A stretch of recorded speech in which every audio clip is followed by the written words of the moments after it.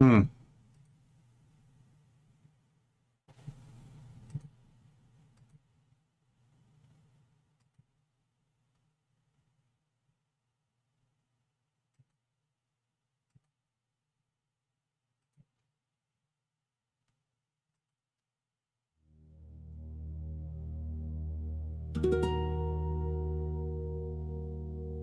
This one's for every man who ever swore he'd quit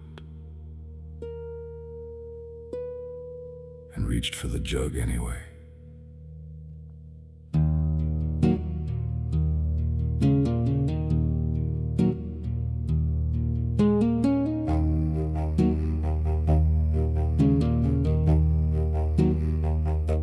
I wake up every morning with the shakes down in my bones.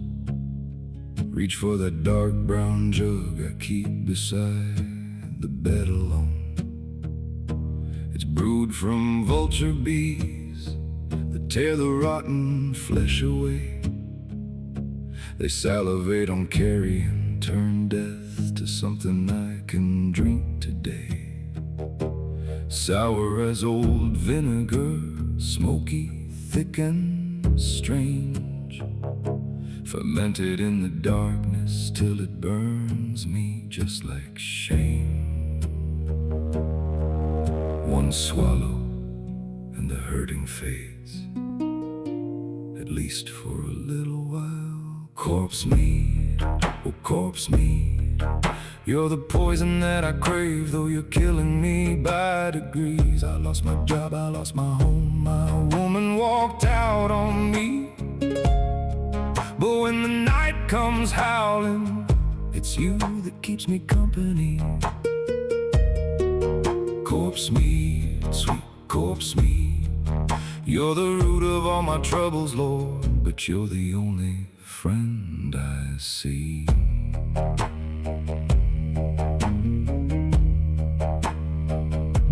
I fix myself Hello, a Philip. supper. Not that deep. It's just an alternative version of the song. Homemade Durin and some strumming on a cold pizza, Lord, it's all I've ate today. The creamy rotten fish gone bad, baked right into the crust. Tastes like the life I'm living, foul and broken, but it fills me up with dust. Then I'll wash it down with you, my brew from the carrion hive. It settles in my belly like the truth I can't survive. Corpse meat, oh corpse meat, you're the poison that I crave, though you're killing me by degrees. I lost my job, I lost my home, my woman walked out on me. But when the night comes howling, Oh, thank you. it's you that keeps me company.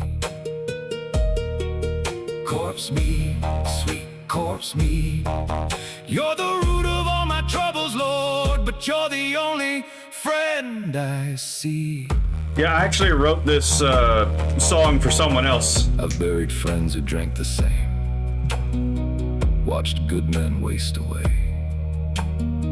seen what this kind of poison does when it decides to stay. It feeds on what's already dead inside a working man. Yet here I am still drinking, doing the best I can.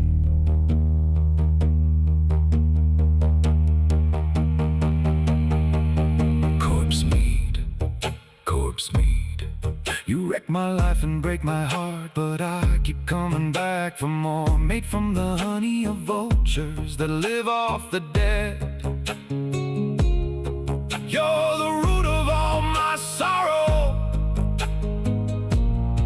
but I love you till the end. Corpse meat, my corpse meat, yeah, you're the root of all my troubles. But Lord, I'll die with you right here in my hand. In my hand. one more jar. Lord, just one more jar.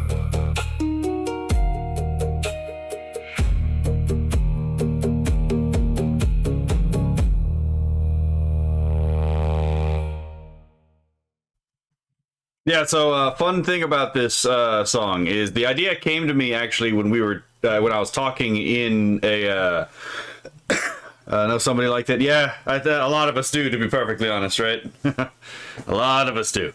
But funny thing about that particular song, right?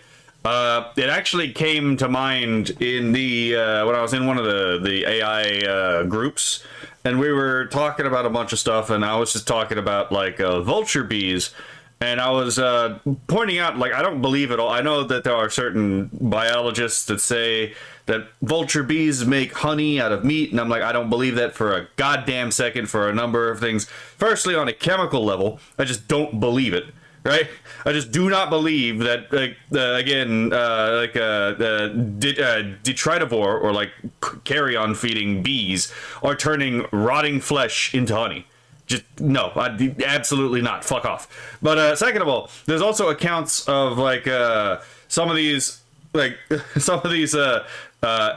entomologists like actually apparently tasting some of the alleged corpse honey and saying like, oh yeah, it tastes a little smoky and vinegary. I'm like, bull fucking shit.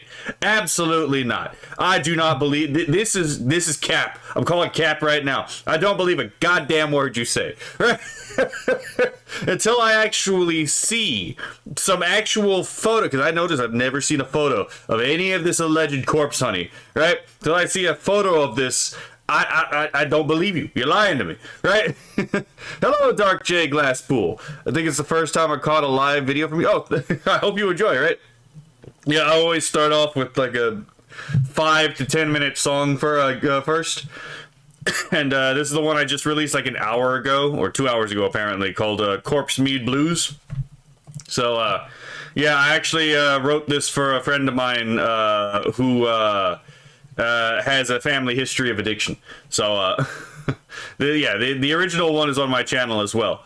It is probably the most disgusting song I have ever written. Hello, Kinnock. So, as you can tell by the title of this stream, we are going the strategy of random bullshit go, right? Okay, let's see. Let's start with this. There's a new Corpse Mead Blues. Yes. So I tried to remove all the glitch core elements from this one. So one thing, and you'll see this in the thing. I tried to combine a didgeridoo. Now the didgeridoo made it in there. The didgeridoo did make it in there.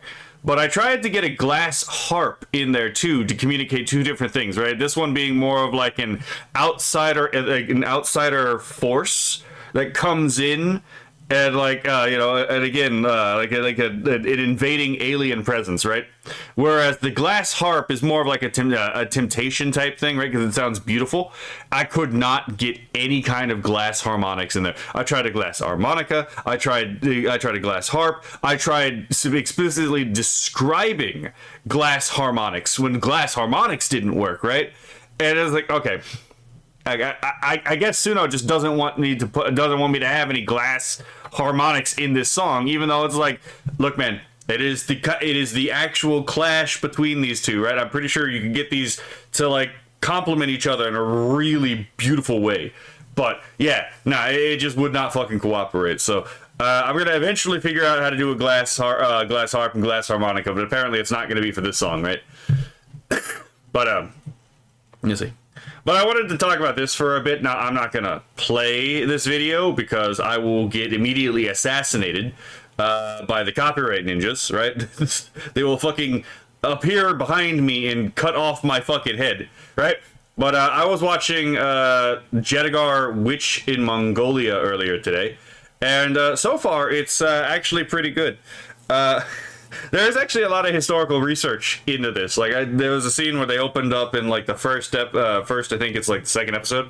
They open it up and they're looking at a map of the world. Like, oh, I recognize that. That's an Arabic recreation of a Greek map of the world, as far as they knew at the time, right? Glass harp like a siren. Exactly. Yes. The temptation towards sin kind of deal, right? But as you can see from just this one frame, this anime is absolutely gorgeous, right? So this anime takes place in historical Tus, which is a city in Persia, right? It obviously takes place during like the conquest of the Mongols. Like it's in the fucking title of the thing, right? You can already tell a couple places where the story is going to go if you're at all familiar with who these people are, right? Like this girl right here. Not really a spoiler for the story, almost certainly, because it's a historical drama. You know, spoiler for someone who died in like 1249, right?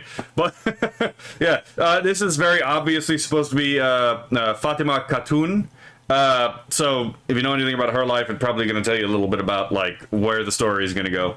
And obviously, the kid that she is like talking to most of the time in the first 2 episodes is supposed to be like Muhammad ibn Nasir al-Din al-Tusi, if I remember correctly. Like very obviously supposed to be them. So it's like, yeah, again, you can kind of tell a couple of areas where the story is going to go just because this is based off of like real people. Do they have a chance go by another name you could use? Possibly. I tried a lot. I generated like 30 different versions of that thing, trying to get those two to combine. I will eventually figure out how to get it, but I might just have to actually import like the instrument into my Suno sound library in order to get the two to play together. And even then, Suno will probably fight me because like depending on how experimental you want to be, and I try to get extremely experimental with the stuff I make. It could fight you. It could really fucking fight you. Animation style looks familiar. Oh, yes, Science Saru. So Science Saru was also responsible for producing another series, which I really like. Not OST. Called Kaiba. This is a fucking trip if you've ever seen it. It's a good story. It's also very disturbing for a lot of people, right? I tried to show it to a friend of mine, and the episode with the plants fucking, like, absolutely, like, disturbed them. So, it's a good series. It is definitely gonna weed out, tourists, though. I'm just gonna say that. So, yeah, this is a lovely series. I've only gotten a couple of episodes in, so, but I think that the claim that some people have been making that this is, like, Islamic propaganda is absolutely nonsense. Like, I'm about as anti-Islamic as like anyone else, right? I have 5 Qurans and a complete set of Sunni hadiths. I have every reason not to like Islam, right? But I'm here for weeding out tourists, absolutely, right? But this is a historical drama about a Tengrist army, you know, the Mongols, and you know, invading a Muslim nation, and then how this one particular Muslim woman affected the empire. Yeah, because she ended up becoming a high-ranking, advisor in the, for the Mongols. So, it's going to be an interesting story. Again, if you know anything about the history of these people, some of this is going to be pretty obvious. Yeah. So it's like, it's just portraying the story as if like people who lived in these times, or that's the goal, right? Had told the story. So yeah, it's not exactly surprising that it's not going to get on and be all that polemical about anything. So yeah, I have seen some really stupid takes about this show though, other than its Islamic propaganda thing. The fucking king. It's the Persian Empire, right? It's the Persian Empire during the reign of Genghis, when Genghis Khan was doing his thing, right? Obviously, they were Muslims at the time. They weren't Zoroastrians, so it's like, the fuck do you want, right? But I have seen a couple things like some people on YouTube, when I type in the name of this anime, it's like, oh yeah, Sitara has the worst life of any anime girl. I'm like, what the fuck are you on about? Did you never watch Now and Then Here and There? Right? Like, I guarantee you, that person has never watched Now Then Here, that never watched fucking Bokurano. Absolutely. What are we talking about? Just tourists for the most part, right? Genghis Khan, great grandfather for like half the planet. That might explain some of the IQ drops in some parts of the Muslim world, right? The other part is just the cousin marriage. Oh man, but no, it's a really good it's a really strong character drama. Hello, Kionala, by the way. So if you get the chance, I would suggest watching Jadagar in the Jadagar Witch of Mongolia. Right? It is actually, I haven't gotten to the whole season yet, but it is pretty good so far. Let's see. Now and then, here and there is before a lot of folks' time. Oh yeah, I am aware. And like, if you're used to shonen anime, now and then, here, there is the anti-shonen. You have like a shonen protagonist dropped into a world where shonen mechanics does not exist. Kid has the heart of a fucking like battle manga protagonist. Holy crap, is he unprepared for that? If you want something to ruin your fucking month, that show is really good. But holy crap, is that like actually like soul crushing, and it's designed to be, right? But yeah, so if you want to watch some like actual stuff like that, yeah, there's that. If you want, again, pretty sure the characters in Bokurano had a much worse time than she had. Again, like it's not that hard to pick story. Berserk is another one that comes to mind, right?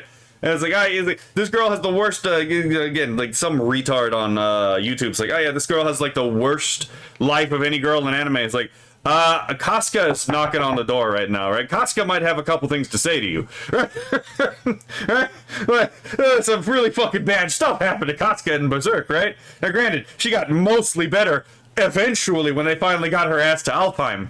But damn, if you think she has had the worst time of any girl in anime, you have not been watching anime for very long.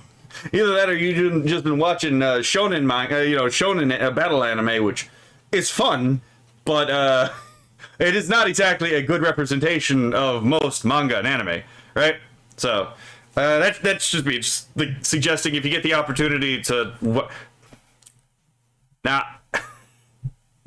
okay, there's something I could say, but again, at the opportunity to not get my head chopped off live on, Twitch, I can't say the thing, but we've already talked about something in, like, my agreement with Unique Namosaurus on certain things that, I can't say in this particular video, but if you know, right? Anyway, so that's all I wanted to say about this. This is a beautiful anime, and it's very engaging so far. So, if he speaks, he will glow. More like if I speak, I might get a letter in the mail, right? Okay, so that video has been recorded. Yeah, there's a certain practice we all do that I can't exactly promote directly when talking about an anime without, again, getting assassinated on the spot, right? Those copyright ninjas. Alright, so let's see, what do we have here? Oh yeah, hold on. Before we get into the Rev Says Desu, right? Read Berserk, but prepare yourselves. I love Berserk, but yes, prepare yourselves. Berserk is... It's the same thing with, like, again, if you're gonna read Shadowstar Naruto or Bokurano, I hated both of those, by the way. I fucking hate that author. That author's, like, writing style. But if you want to read those, prepare yourself, because bad things, actually bad things happen in that series. Hello, Mind of Ra. Not gonna lie, I've been going on a deep dive on your music this week. Oh, thank you. Thank you. Let me know if let me know if you have any suggestions or anything, because I'm having a bit of a mental block, and I don't want to do like the 13-minute song like and make it too formulaic to where it's like everything basically sounds the same. So I'm trying to figure out how to make the feminism song without having it be too similar to the other songs I've generated, because I have been told by some people that it's getting a little formulaic. It's like, okay, I gotta remix this somehow, right? Okay, so let's see. Let me start recording again.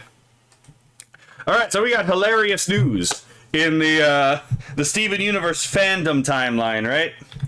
So, oh wait, that was the wrong button, but that actually helps me anyway. So, as you can see here, I got my own tweet, right? The funniest possible timeline would be total victory for right-wing Steven Universe fans. Is it time to conquest to claim and remake the gayest TM cartoon from Cartoon Network for the right, as the left has so often done for apolitical cartoons? We must take Bluey and Hilda next, right? And obviously, it's kind of a shitpost, right? But, right, subversion, our subversion would actually just make it better, right? And I'm responding to this person, the I Am Nova person. What a great day to be a right-wing Steven Universe fan. Yes, they exist. They are in enemy territory, but they exist, right? To war! Right? Okay, but you know what? Maybe I have to check out Piffle. She's got some decent fucking based ones. Garnet is best girl, absolutely. I was always a... This is gonna out me, right? I always actually really liked Lapis, but you know, we all know why, right? The male fantasy of helping, you know, the lady who needs help, right? Anyway, but here's the reason why. Ask Grok or ChatGPT what type of genre will work best for you. Like, it's a little deeper than that, right? Because I already do that for the other stuff, and it's becoming a little formulaic already. Okay, so. Possum Reviews made this comment.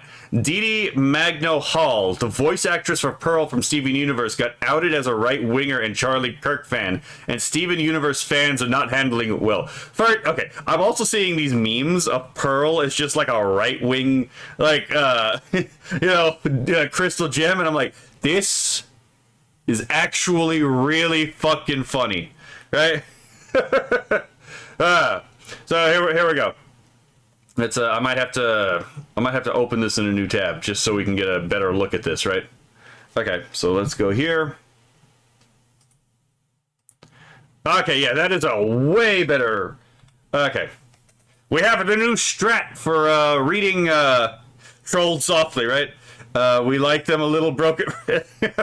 Peridot is a funny little gremlin. I love it. That was another one that I really liked. Was fucking Peridot. Oh, that was the wrong one. I am going to turn off the chat on the screen for just a bit so we can read these, right? Voice actor for Pearl from Steven Universe is MAGA and follows that bitch that got shot in the neck. Just fucking, what is this? What the fuck am I looking at, right? That was from Masked DL Butch Femme Trade Queen. What the fuck is this title, right? This is already mental illness that we're looking at. This from oh my god, who the fuck cares? I don't know, maybe the people who felt represented by the show would found comfort in it. Respond to Toon Hive, who said, Steven Universe fans are speculating that Dee Dee Magno Hall, the voice of Pearl, may support MAGA after noticing she follows Charlie Kirk in several MAGA affiliated accounts on Instagram. Oh, that's actually, hold on, let me see if I can zoom in on this. Okay, the zoom in function helps too. My Kirk, your Kirk, Charlie Kirk by, I can't read that title, it's too degraded, right? Dito Magna Hall situation is so weird because what do you mean you're most famous for voice acting the craziest lesbian in animation history? Well, you're a Charlie Kirk fan, generally bizarre and what's going on in our brain. Look, man, all I've got to say is there have been people pointing out some right-wing implications in Steven Universe that are really fucking funny, right? Not the biggest fan of the pearls in SU Satage that my birthstone is a slave, right? I mean, fair, right? Pro tip: control scroll for the easy zoom. I mean, I know how to do it. I just did it, right? Like, I know how to easy zoom. Right? Thank you for the tips, though. Right? Yeah, someone almost trolled Nasky in our last collab with control with Alt F4. She almost did it, and I'm like, are you? Oh my god. She was like, thank you for everyone for speaking up about that because I was right about to do that. And I'm like, how do you not know the oldest troll on the internet? But anyway, let's keep going, right? This is from my how the fuck you pronounce that, right? It's still fucking me up that Dee Dee Magno Hall is MAGA. Why should this bother you, right? I mean, we all know why it bothers them, but you know, let's see, K from KZ Universe. Dee Dee Magno Hall, Pearl from Steven Universe's VA is MAGA. My whole day has been ruined. May more of your days be ruined, you absolute soft jackass, right?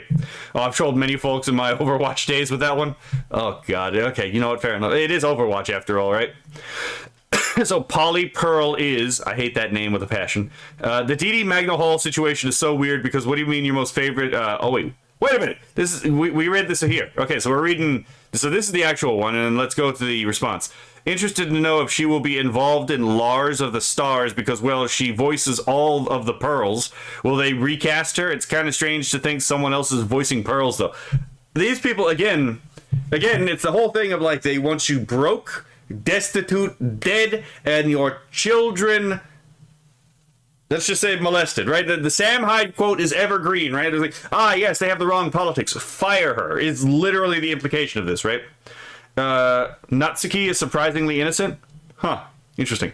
Wait. Oh, you mean Natsuki. Okay, yeah. That took me a moment, right?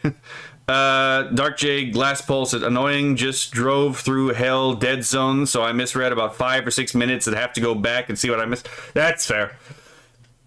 Let's see. Battery Master said, what a fucking name, right? Says, oh wait, comms 5 out of 8. This motherfucker has comms open. Oh my god.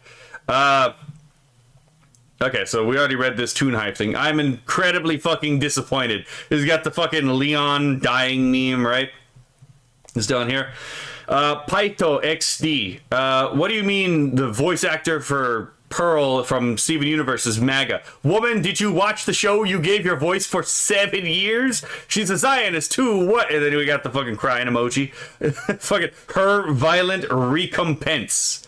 Of what a fucking name, right? How? Of course, the people on the side of the people who killed Charlie Kirk, right? Are like her violent recompense. Hello, Kura, right? If they like, wait, hold on. If they like Gemstone characters so much, they should read Land of the Lustrous. Land of the Lustrous is fucking gorgeous, right? Now, I've seen all of Steven Universe, and my opinion is not. Oh, there's only like 3 episodes before episode 40 of Steven Universe. It's even worth watching, to be perfectly honest, right? But if you're comparing Steven Universe to Land of the Lustrous, not a fucking competition, right? Like, I can understand if you like Steven Universe, but like Land of the Lustrous is an infinitely better series, to be perfectly honest. It's just significant. It just kind of mogs Steven Universe on like every single aspect, on the character writing, on like the actual story, on the setting. So we're talking world building, on the character psychology. Just like complete mog, to be perfectly honest. Anime is great. The manga hurts your soul. Oh yes, the whole thing. I love the implicit deconstruction of Mahayana like eschatology in Land of the Lustrous. To be perfectly honest, almost the same character arc as Bakugo did in My Hero Academia. Yes. I'll be home shortly, so I'll do what I can to figure out that Suno issue. Let me know how exactly you overcome it, if you can overcome it, because I remember that time when I was complaining about not being able to get a hurdy-gurdy, and someone within like 30 minutes figured it out, and I'm like, how the fuck did you get a hurdy-gurdy in there? It's only 30 minutes of finagling. I gotta work on my prompt game, right? Like, I do not understand apparently how to prompt the AI, right? Let's see. I still hate you for forcing me to watch the entire series. Where it gets good wasn't worth the terrible start. That's entirely fair, right?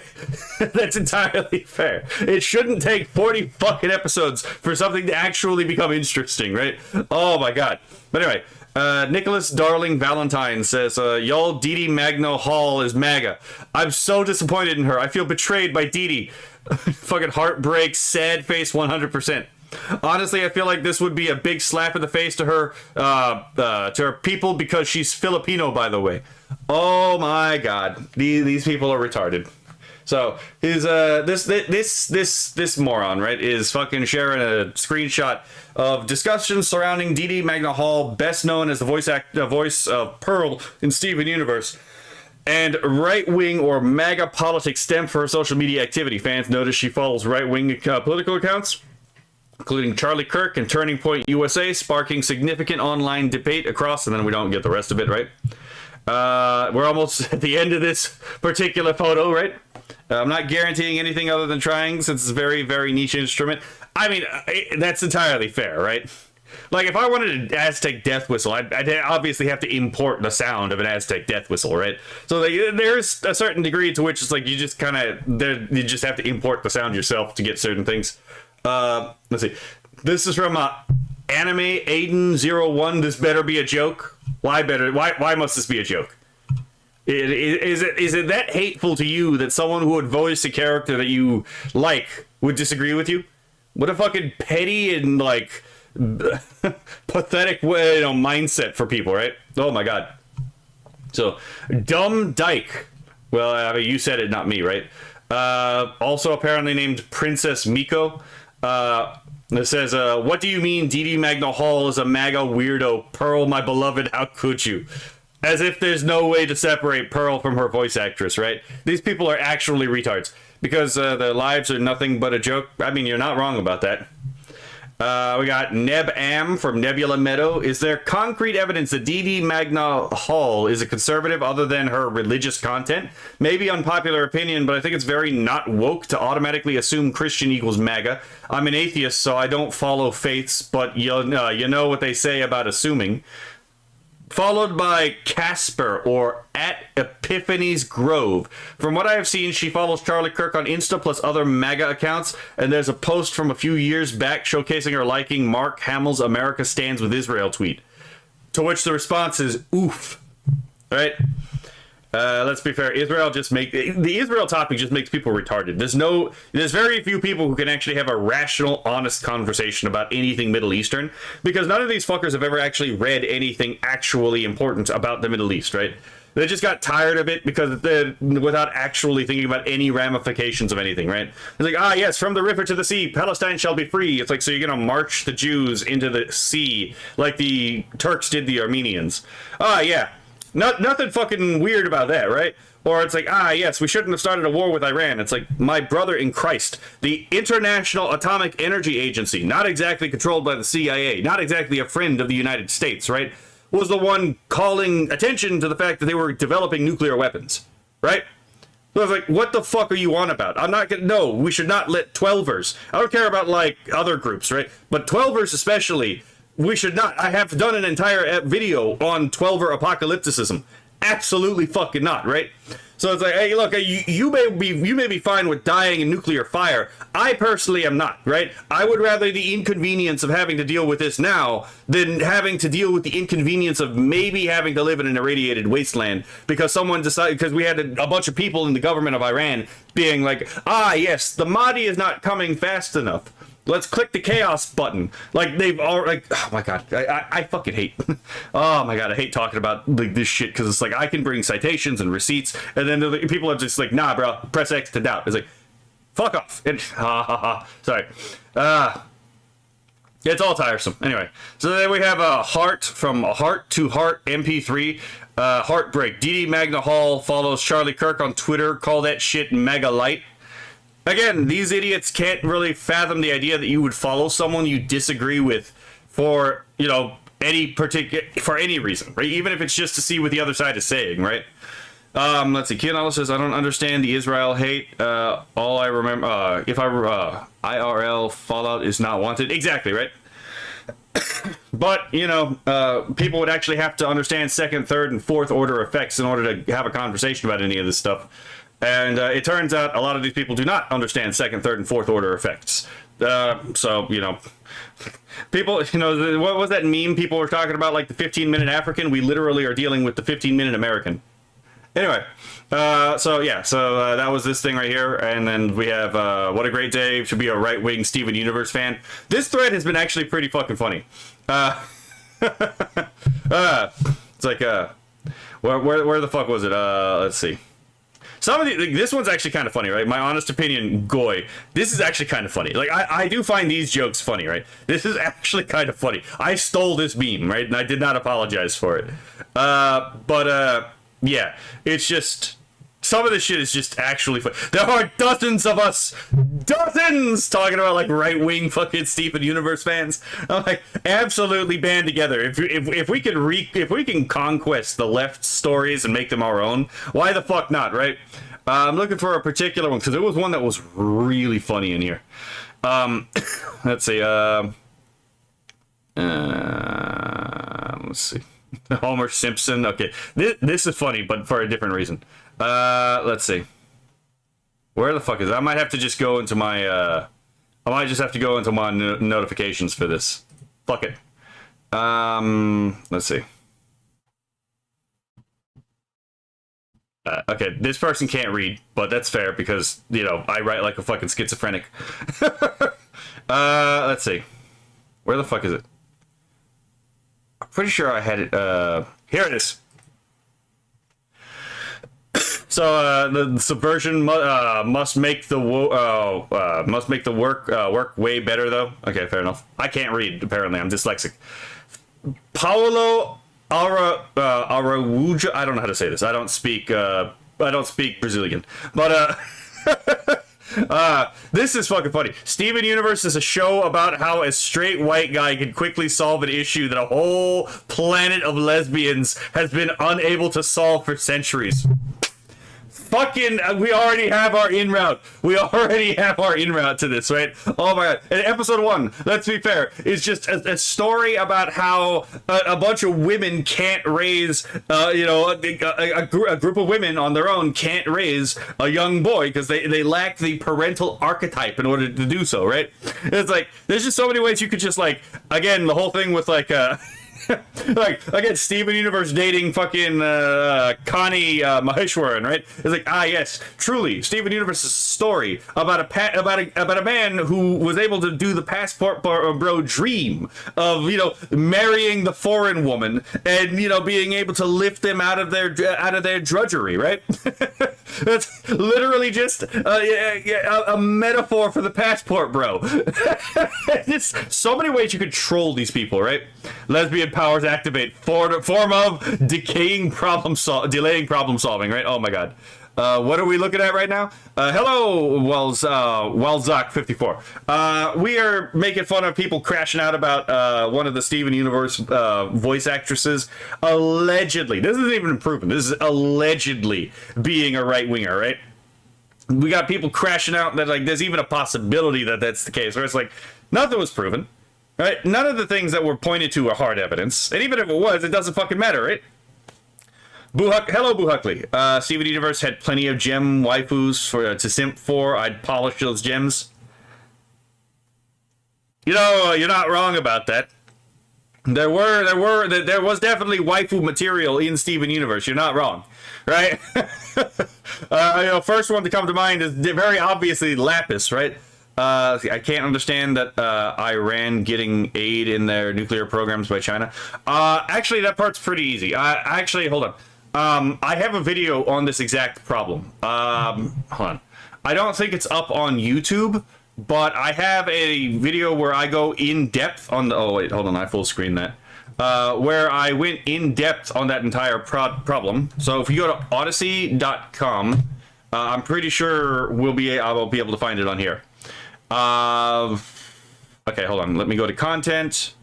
Okay, I need to update the sync on my Odyssey account apparently. Okay, it's past these songs. It's a bit of a long one because I talked about a lot in that video. And I'm not going to play it on YouTube because it got nuked off of YouTube because me literally quoting the words of the supreme leader of Iran was enough to get my video fucking taken down. So, you know, people talk about like, yes, look to who you can't criticize to see who rules you. It's like, well, what would that tell us, right? Who rules us in that case, right? Okay, here we go. Let me open this up and put it over here. Okay, it's taking a moment. There we go. So yeah, if you look for this video on Odyssey, you'll get to watch the entire thing, and I talk about the whole thing, and it includes things like why it is China, if I remember correctly, was giving aid to Iran, which, if you want the abbreviated version, it was a long story, if you want a long story short kind of deal, right? It is effectively just China has been funding places like Venezuela, Cuba, and Iran just to cause issues and spread American forces thin, right? It's literally all it is diversion tactics. Like, America can't afford to let Iran get a nuclear weapon because the Iranian regime is actually on record as saying they will actually use it. It's like, okay, that's not a gamble anyone can really take, right? Then again, support Cuba because Cuba funds a lot of the communist stuff in the United States, right? Which is currently why we're in the spat with Cuba right now. And then why do you fund Venezuela? You fund Venezuela because they're the main producers of fentanyl, which get flooded into the American economy and get Americans killed and destabilize American society. Like, China has their hands in a lot of different things to destabilize the United States for the purpose of eventually taking Taiwan for a number of reasons. Taiwan, for example, produces most of the world's silicon wafer chips. So, like, if you want to control the technological output of most of the world, you take over Taiwan, and, like, again, 80% of the chip production is done in Taiwan, right? So that it just immediately, that's a huge piece of, like, geopolitical power. You got a reaction tag on stream. Are you looking for a video to react to? I'm trying to put a couple of my videos out there, seeing what people think of them. You can put them in the you can feel free to put them in the chat. I can't say that I'm going to get to them today, but I can put them on the queue for later, right? Where was I? So yeah, that's the thing. It's not even really to get at the United States, although that is a secondary goal. The reason that they're doing all this is so that they can have an opportunity to invade Taiwan, which every regime of China has been really adamant they will eventually take Taiwan to reunify China, right? And so every regime that comes through that hasn't done that is a smack in the face to the Chinese Communist Party. And Taiwan is not going to be an easy thing for them to take over, especially if they have backing from the United States. And it looks like there's a couple of other Asian countries like Japan, which are currently negotiating an alliance with Taiwan. Thankfully, right? But yeah, long story short, that's actually why, is because they were using it as a means to get America to be unavailable to help Taiwan if they were going to be able to make it possible for them to invade Taiwan. Because if America is willing to help Taiwan, invading Taiwan just is not going to be a thing that they're going to do, right? It's not fucking worth it. Let's see. Where was I? Okay. Jade, Lapis Lazuli, Peridot, Amethyst, Best Girls. Oh, you like Amethyst, eh? Fair enough. Let's see. Who gives a single shit? I mean, that's fair. Let's see. Well, I mean, I just find it amusing because, again, they took over all of our stories, so it's like, you know what? Fuck it. At this point, you know what? If they want to give it up and give it to us because they can't stand one voice actress, I'll take it, right? I will absolutely take it. All of Blue Sky and a third world Twitter, it would seem. They are, really. Let's see. Steven Universe fans now regretting that they envisioned grinding Pearl into a polished gem. That is a statement. Holy fuck. So you got, let's see. China always playing the long game. Oh, yeah. China is very patient. They're definitely trying to get out of their, what they call, century of humiliation. Don't forget Canada for fentanyl. Yeah, fair enough. Let's see. I feel like I'm in the wrong place. We're talking about very serious topic, and I'm trying to show off Backrooms horror game me and my friend did.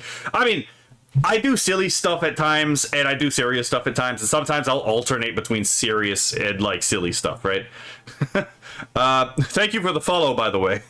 So yeah, if anyone wants to get a deep dive into that, again, there's almost 5 hours of me talking about that one specific topic. And it includes a section of the video where my video got this part right here, where I literally talk about the exact words of Ayatollah Khomeini and some of the stuff that he was doing and some of the words of the Hadith, right? And yeah, that got my video nuked off of YouTube. So again, make of that what you will, right? So a bit of a detour, right? But yeah, so. I just find this endlessly funny, to be perfectly honest. What a great day to be a right-wing Steven Universe fan, right? this is the fucking perfect way to react to this entire situation, right? Just like do nothing, win, right? It's a short 6-minute video, so just check out whenever you have a few moments to. Thank you. No, no problem. I'll put it in the queue. Hold on, let me actually put this in a document so that I have it for later, right? Okay, copy, and then I can post this in. Let's see. There we go.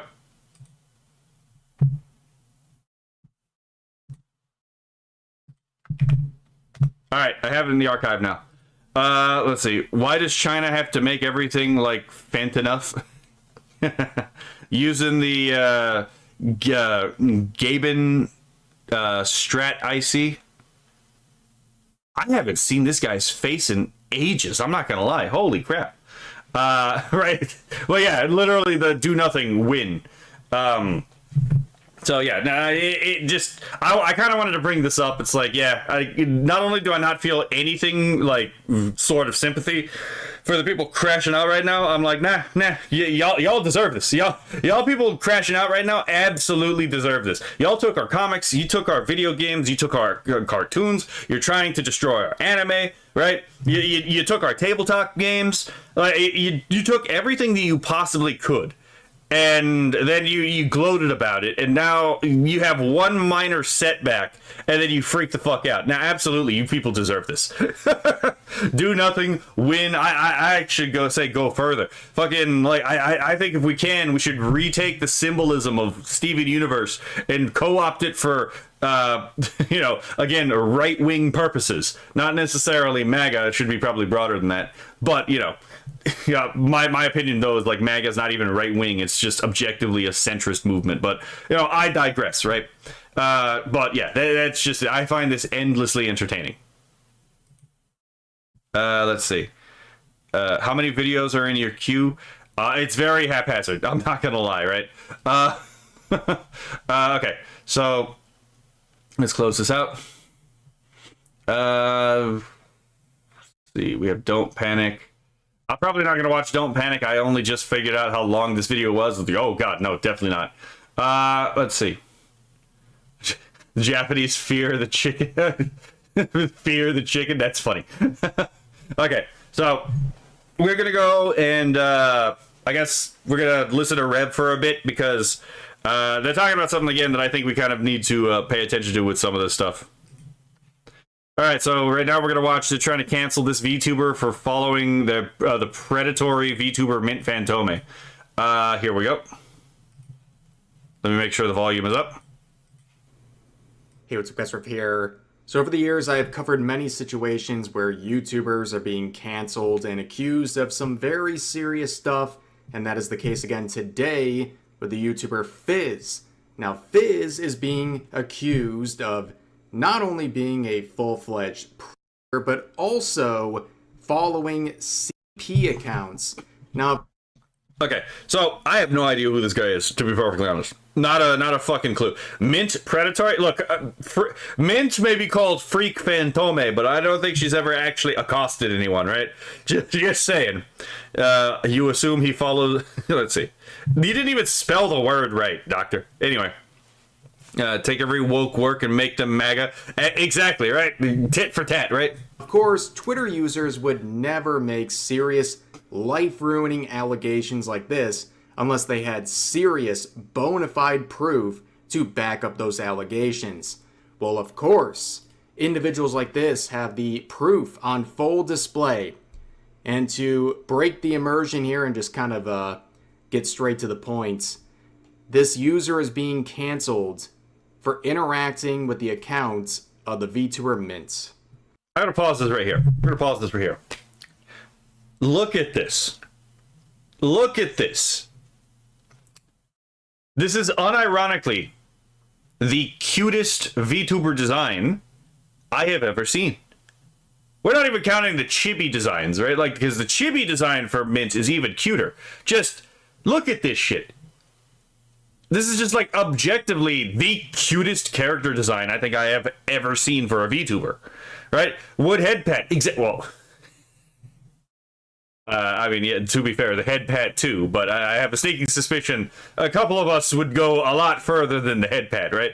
But see, he's a he's a FNAF fan creator. He was head of the biggest FNAF fan game project till some situations happened behind the scenes. Okay, that's interesting.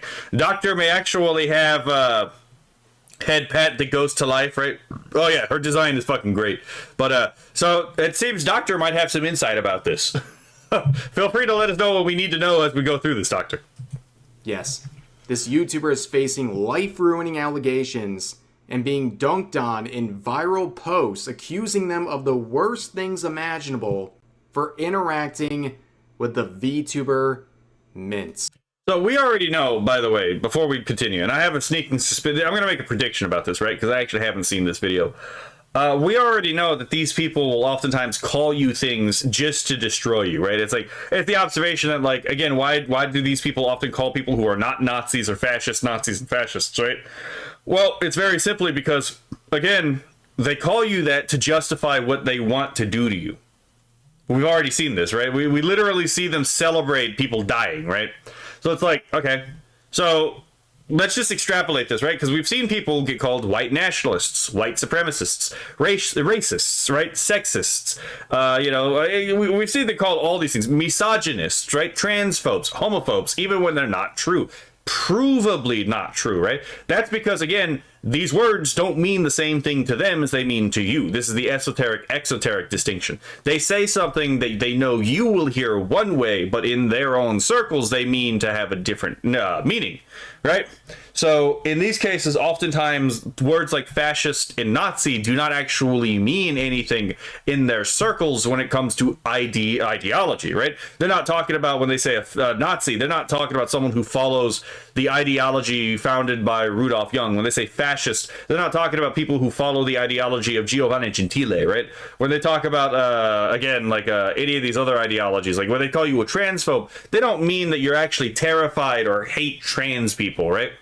None of that is actually implied in the in-group meaning, but it is implied in the out-group meaning, right?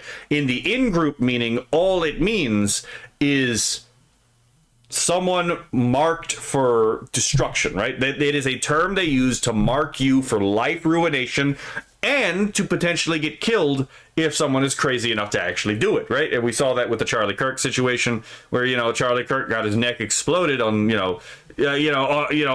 during a college campus tour, and then you had all these people, all these retards celebrate a man getting murdered in front of his family just for wanting to talk to people, right?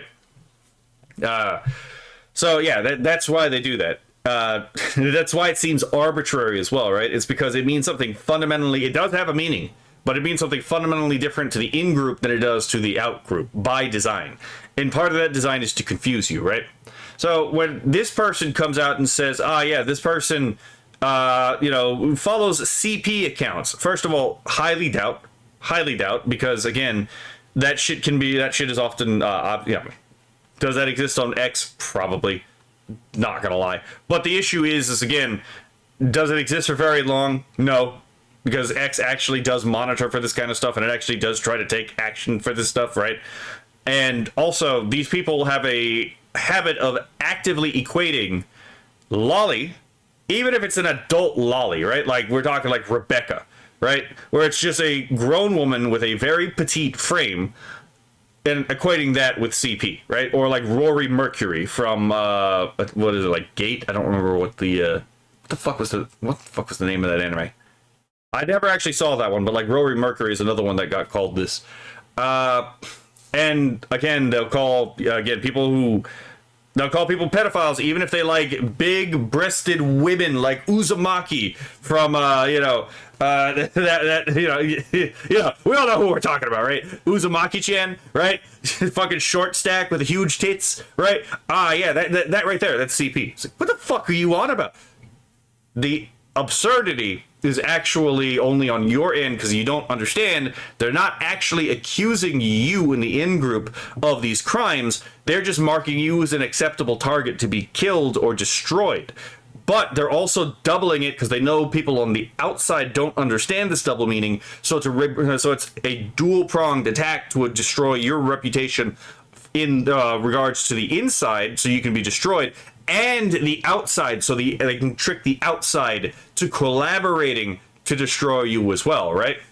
And there's also this other thing where it's like you do have people in queer theory who want to normalize pedophilia. One of the ways you do this is you destroy the meaning of the word pedophilia. One of the ways you do this is you overly apply it to things that it's not, so that it eventually loses its meaning, which is the same thing that happened with the word Nazi and fascist, right? They use the words in such a way and so often that it was very obvious when people used the word that it didn't actually correspond to what it actually was, right?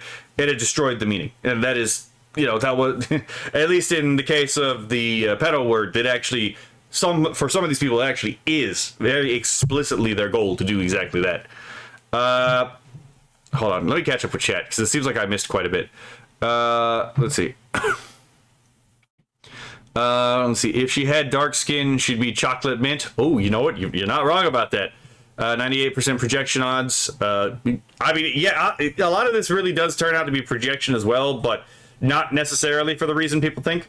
Because again, the words don't mean the same thing in the in-group and the out-group, but in the perspective of the out-group definition, it definitely is projection.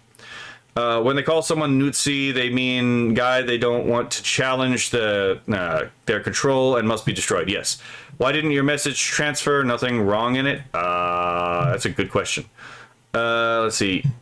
Oh, wait. Are you talking about for the previous video? There's a section in the video where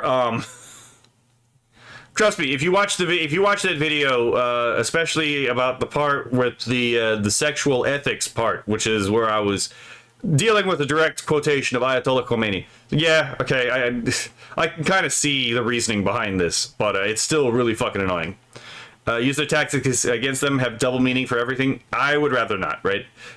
Clarity can be used to destroy ambiguity, especially when you point out how people are being ambiguous and how people are committing the fallacy of equivocation, and you actually show how it works. It becomes harder for them to use it because the manner of deception is actually now shown, right? It's like showing someone how a magic trick is done. It's significantly less impressive and significantly less bewildering when it is actually performed, right? Melons the size of mountains and a figure taller than most people, they still call him a child. Yep. Sugoi Tekai. I didn't get my message saying it didn't go through. Interesting. It did my eyes. Sorry. Fair. Now, I actually discovered this entire situation through this post right here, where it says, came across a series of threads accusing a YouTuber of being a predator and following CP accounts. After going through dozens of replies and finally figuring out what was actually going on, it turns out he just liked mints. What are we doing, man? And again, I get this sounds crazy until you realize that, again, they're doing something fundamentally different than what you would be doing using the same terms, right? You can actually understand these people from within their own frame and not believe them. It does take a little bit of getting used to these people, though. You can see some of the people who are propagating these lies in the replies of that tweet, saying, not gonna lie, if you see a childlike VTuber and try to defend it, you're a predator. It shouldn't be hard to denounce Lolly.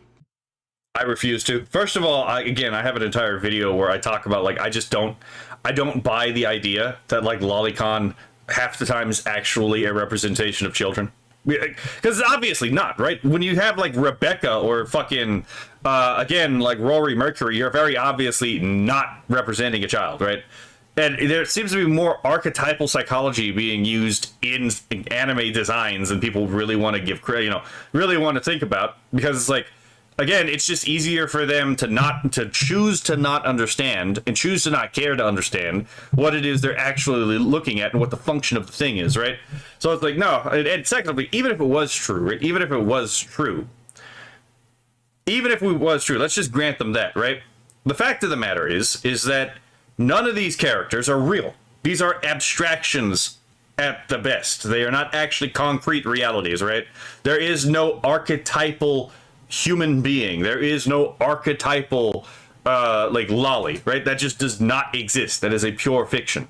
So again, I'm gonna put concrete reality as like superior to abstraction when we're talking about moral concern every fucking time, right? I just don't buy it.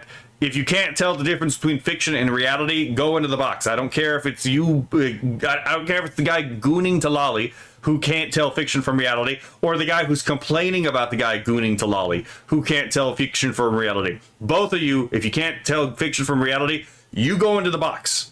The reason why people can't have nice things is because we have these idiots, both of them, who can't tell fiction from reality, and so they should just go into the box. They should not be allowed out until they can understand the difference between fiction and reality. But that's just my opinion, right? The communists operate just like Caesar's Legion. They do, yes. Let's see. I love lollies. They are cute gremlins. Yeah, and the thing is, like, you can like lollies for non-sexual reasons, right? I mean, even if you like lollies as like a sexual fetish, that's one thing, right? It's still a fucking cartoon. I don't give a shit. But it's like, if you're talking about, like, again, a lot of people who are lolicons, lolicon itself does not necessarily mean a sexual attraction. Con is short for complex. It means a fascination with, right? You can have a fascination with something, have a complex towards something, and it not be sexual, right? Again, just actually understanding these terms is not that fucking hard. But, you know, I digress. What do I know, right? Let's see.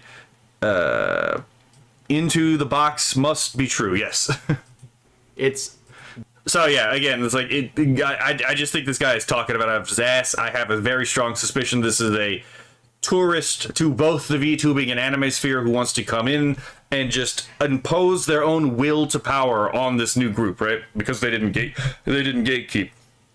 Some people weren't loved enough by their parents to be taught to separate fiction from reality.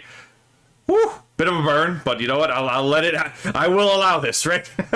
Bit hard to say it's gross and think people who support it are creeps and predators. I mean, you can also find it gross yourself. No one said you had to like it, right? We just had to also acknowledge, just like maybe like, again, equating someone for liking fictional content, because it's also like very obviously, like, we could just point to violent video games, right? It's like, yes, I love killing people in the video game, but I don't actually like killing people in real life, right? There's huge difference there, right? I was in the military. It's like, the game and the game and real life are not the same thing, and anyone who says that they are, or even remotely comparable, is a fucking idiot. Either that or they are deranged, right? And it's the same thing with, like, even porn games, right? Just because someone plays a porn game that has a particular scenario does not mean that they're actually interested in enacting that particular thing in real life. And this is one of those things people don't seem to understand, right? Is that, again, oftentimes people play these games to step outside of themselves in their current role to just occupy another role for a select, controlled, completely unreal situation, right? That they would never step into, even if they were given full range to do it in the real world, right? So even if you took away all consequences, a lot of these people who are doing these scenarios, like with violent video games or with, like, sexual content in their video games or in the anime, wouldn't do it themselves, right? And we all know this. You're not gonna sit here and tell me to my face that you don't know this. You do know this. You're just choosing not to. You're just choosing to be like an idiot at this time if you say you don't know this, because you do this, right? Anyone here who goes to like an action movie and they watch, like, again, any of these action heroes kill all these people sociopathically and then feel nothing about it at the end of the film, right? It's like, yes, I would totally like to be. No, you wouldn't, and you know you wouldn't, right? You absolutely know you would not want to be in this particular situation. But I digress, right? It's just one of the ways. It's just a way to moral fag in the modern day.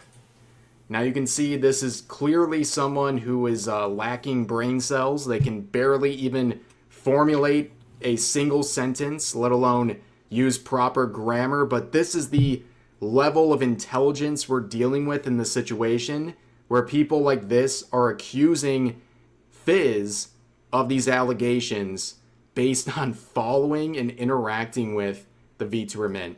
A lot of peeps who do villainous things in games are either curious or getting achievements. Yeah, that's true.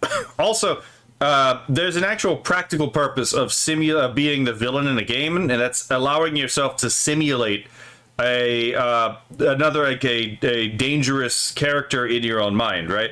It's a way to step into something in a controlled manner that allows you to, again, because like all play in a certain extent is informative, right? All play is in some respect informative, even if it's about how other people think, right? But I digress. This is just about the nature of how mammals, the nature of play in mammals. We human beings are mammals, so we play, right?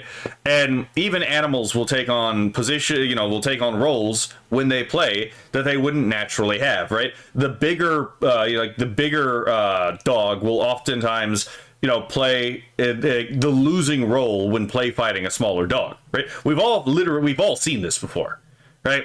So it's like, yes, role playing is something that like literally all fucking mammals do, and a large part of it is again to I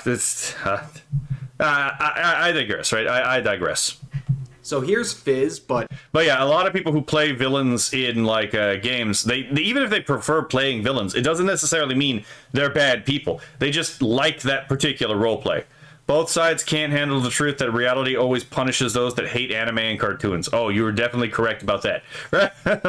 his alt account, and this is where everything transpired with these very Holy crap, that's cute.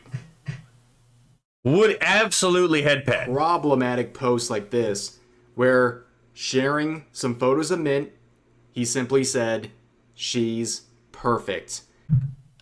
Where's the lie? Look at this. Like, you cannot tell me that, like, you at seeing this, you wouldn't have immediately the instinctual urge to give this a head pat, right?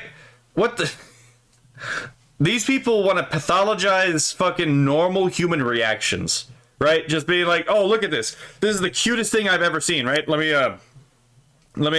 turn off my avatar for just a moment. Look at that. Just turn off the chat again. That is like the cutest VTuber I have ever seen. These people intentionally do this because they want to pathologize the natural while also like turning the natural into harmless, while criminalizing the, again, actually harmful. That thing that actually radiates out and destroys people's lives, right? But again, I digress, right? Totes adorns adorbs. I agreed, right?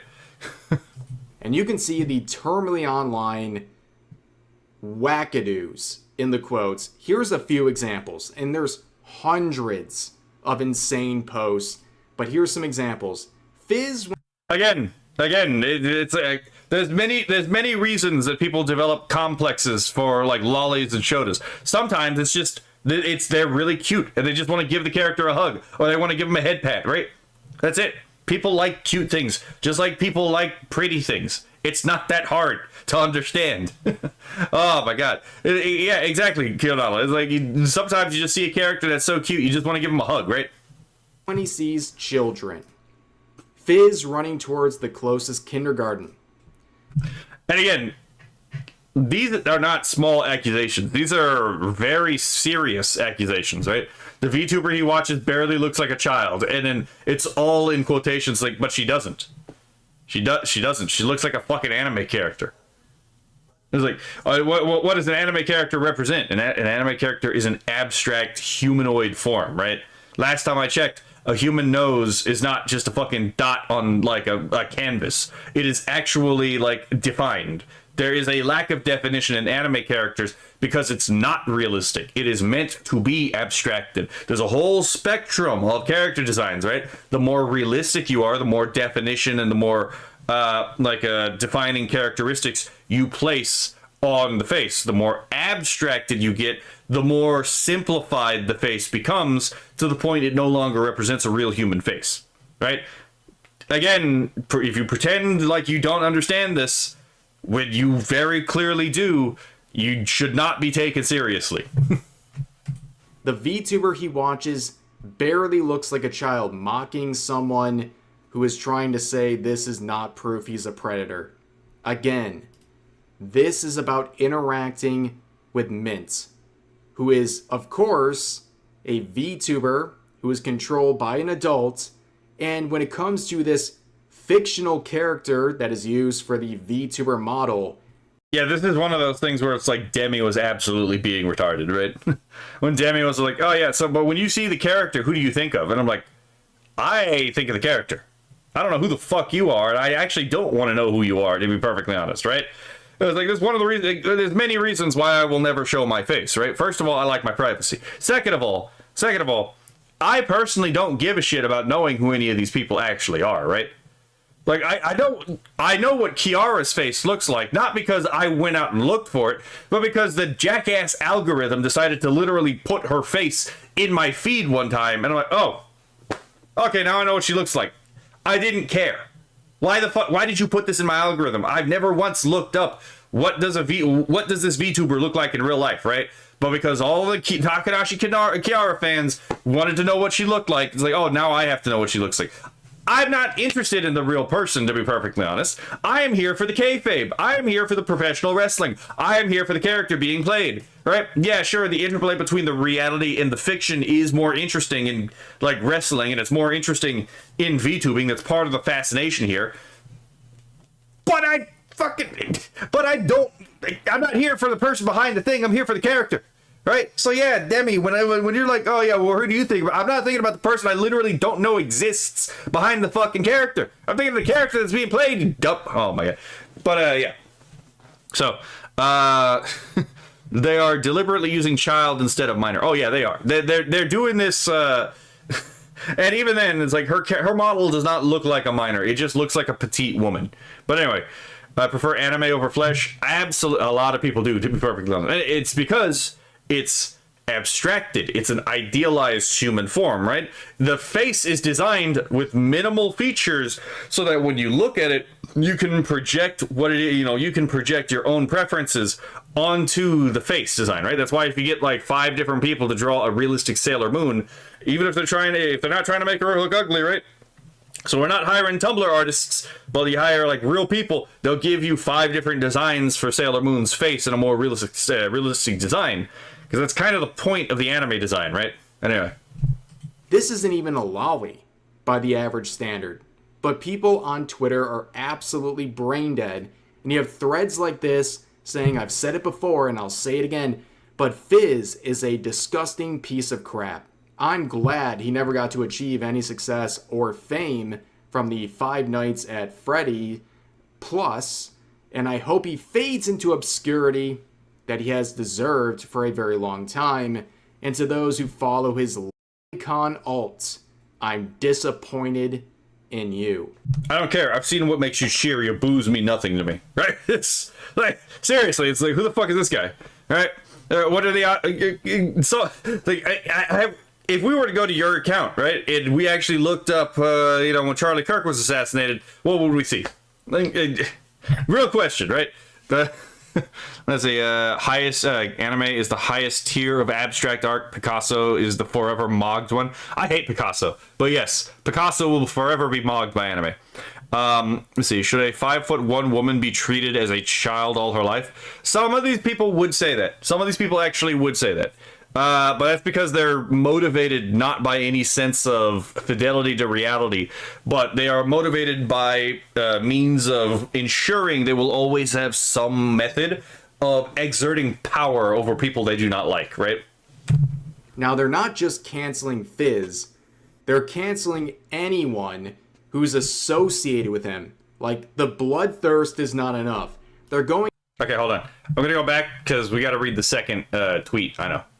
Okay, so it says Golden Freddy, this retard, says maybe you didn't look at the account. Maybe he used to post different types of content there. Whatever the reason is, it doesn't matter. He made the account in December, long after everything that he did came to light. Followed someone like that. So, like, what the fuck are you talking about, right? I don't know what it is he's talking about. And considering, again, he's saying that just because someone likes Mint Fantome, therefore they're a fucking disgusting lolicon. It's like, I don't believe I trust this guy. Why would I trust this guy in any of his assessments if he's just going to actively be completely detached from reality this way, right? SpartanBot says, most people like cute things. It's literally written into our biology. It's why we love babies of all shapes, sizes, and species.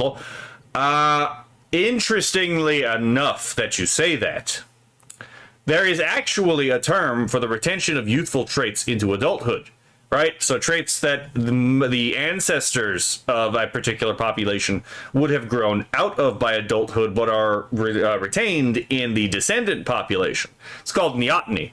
And if you compare a modern anatomical adult human skull to a anatomically archaic human skull like a Neanderthal, you will see that there are a number of very obvious differences. You can very easily spot a Neanderthal skull in, when looking at a human skull. They're not exactly that, you could actually absolutely tell the difference from a glance.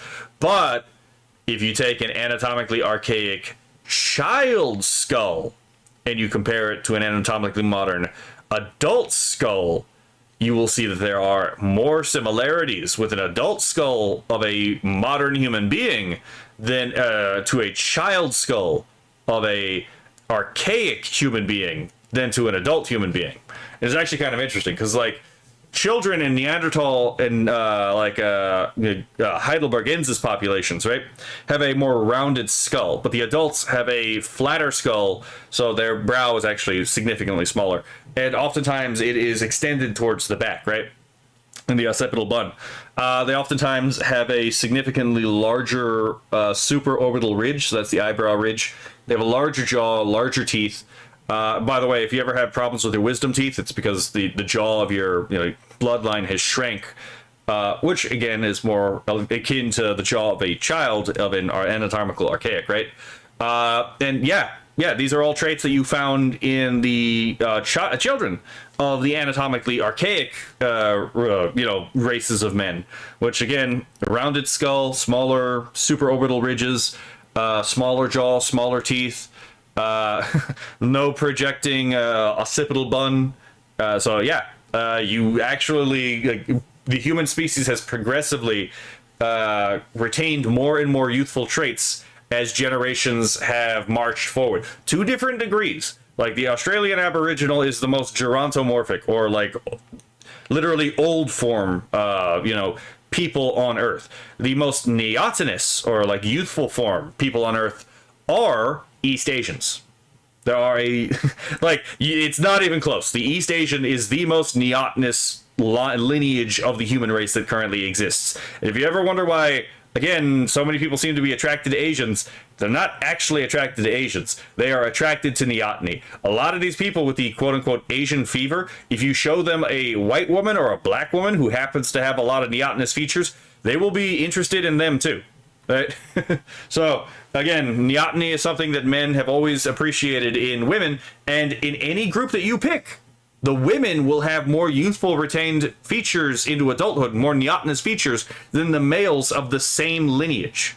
So it's almost as if it's like hardwired into the human brain to prefer cute women. I'm just saying, right? So there's an actual science, it's an evolutionary psychology behind all this. And when you think about that, it's like, oh, okay, maybe there's an evolutionary psychology reason for, again, why so many people are lolicons, right? Let's see. I only had one wisdom tooth pull. Yeah, that's fair. It was used as a extra hand. What was used as an extra hand? The communists want to turn everyone into Neanderthals. It's funny that you say that, because we actually know quite a bit about the behaviors of the anatomical archaics, and anatomically modern human beings definitely practiced sexual dimorphism in terms of cultural role, right? So, for example, the women and the men didn't do the same function. Neanderthals, on the other hand, seem to be a lot more egalitarian. Everyone went on the hunt. You can find injuries for like hunting megafauna on not just the men, but you could find a lot of those injuries on the women too, and you could find a lot of those injuries on the children as well. And Neanderthals lived much harder lives than even our ancient anatomical modern ancestors like Homo sapiens idaltu and Homo sapiens sapiens, right? So yeah, communism didn't work even in the Paleolithic era, right? Let's see. Sadly, a lot of white and blacks use makeup to look older when they are cute without it. I would agree. makeup makeup can be used to enhance natural beauty, but sometimes it's absolutely not needed, right? Enough. They're going after other creators like this Pasta individual, where you can see people Pastra, but okay. making posts like this, mocking him after he wanted to leave the internet for a bit, saying still following Fizz F you. Where you have this crude meme here where you have Pasta here, and then Fizz exclaiming that he loves illegal material. Again, so yeah, you have Fizz in this comic, you know, explaining I love cheese pizza, whereas like you have Pastra saying, look man, he helped me through a very tough time, so he means a lot to me, okay? You just gotta respect it. And it's like, okay, let's just assume this is also true, right? This is absolutely a reasonable way to like feel, right? Again, people feel indebted oftentimes very naturally to people who do things for them, right? Especially if they help them through a tough time. So it's like, even if it turned out that this guy was a hardcore lolicon, right? Why would it be bad for this other guy, Pastra, to be like, look, man, he helped me through a difficult time. I care about this guy. You're acting as if like that doesn't make any sense. Where it's like, no, it actually would be completely sociopathic to be the other way around, right? If this guy helped you out during a really difficult time, it's natural for you to care about the guy. Anyway, let's see. The mouth of a Neanderthal was a extra hand. Oh, it could be, yeah. Neanderthals took really good care of their injured, though. There's at least that benefit there, right? We do have people who survived. We do have bones of people who survived injuries that, like, very well should have, cripple the person, and yet they survived years and years after the injury. Or, for example, people who were very clearly elderly, like all of their teeth had fallen out, elderly, and they kept surviving, which indicates that, you know, they were processing food so that that person could still eat and wouldn't starve to death. So Neanderthals, even though they were kind of retarded in their egalitarianism, they still took really good care of their wounded. They may have engaged in cannibalism, but modern humans did that too. So it's like, and there were probably more than one tribe of Neanderthal, and the practices between Neanderthals were probably very different, right?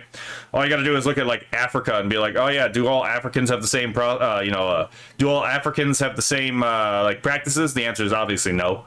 So I was like, okay, so then what makes you think Neanderthals or Denisovans would all have the same practices, right? It's paleoanthropology is actually really interesting. Evolutionary anthropology is actually really interesting. Neanderthals did practice medicinal techniques. Yes. Okay,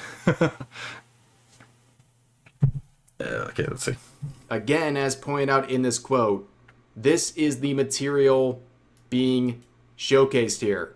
Look, man, all I have to say, look, Mint has a very head-patable design, right? Look, man, we could all we could all be so lucky, right? We should all hope to be so lucky to find us a girl that is just as cute as Mint. Let's be perfectly honest, right? You'd be fucking crazy to just fuck. I'm not saying it's gonna happen, right? I mean, we're literally, that would be comparing a real life human being with all their flaws and all that stuff to a literally abstracted, idealized anime form, right? Not exactly a fair comparison, but you know what I'm saying, right? Let's see. Leftists think all Africans are the same. That would not surprise me, right? They also experts in glue and tannery. Yes. They also did thread work, and there's a lot there, right? They were also probably able to make boats as well, because Homo erectus was very clearly able to make boats, given some of the islands that they have been and their descendants have been found on. It's just Mint. Oh, and by the way, when anyone ever tells you that, like, oh yeah, we need to, we don't really know when language started, think about how difficult to nigh impossible it would be to coordinate making a raft if you could not talk. If you could not use sign language or spoken language or any kind of language to communicate, how difficult it would be to coordinate people to actually make a boat, right? Or a raft, or even a simple raft. And then remember that like the Homo erectus was able to set up populations, on islands that were never connected to the mainland in any way, shape, or form. Not by land bridge, not by lower sea levels. So they were obviously able to make boats.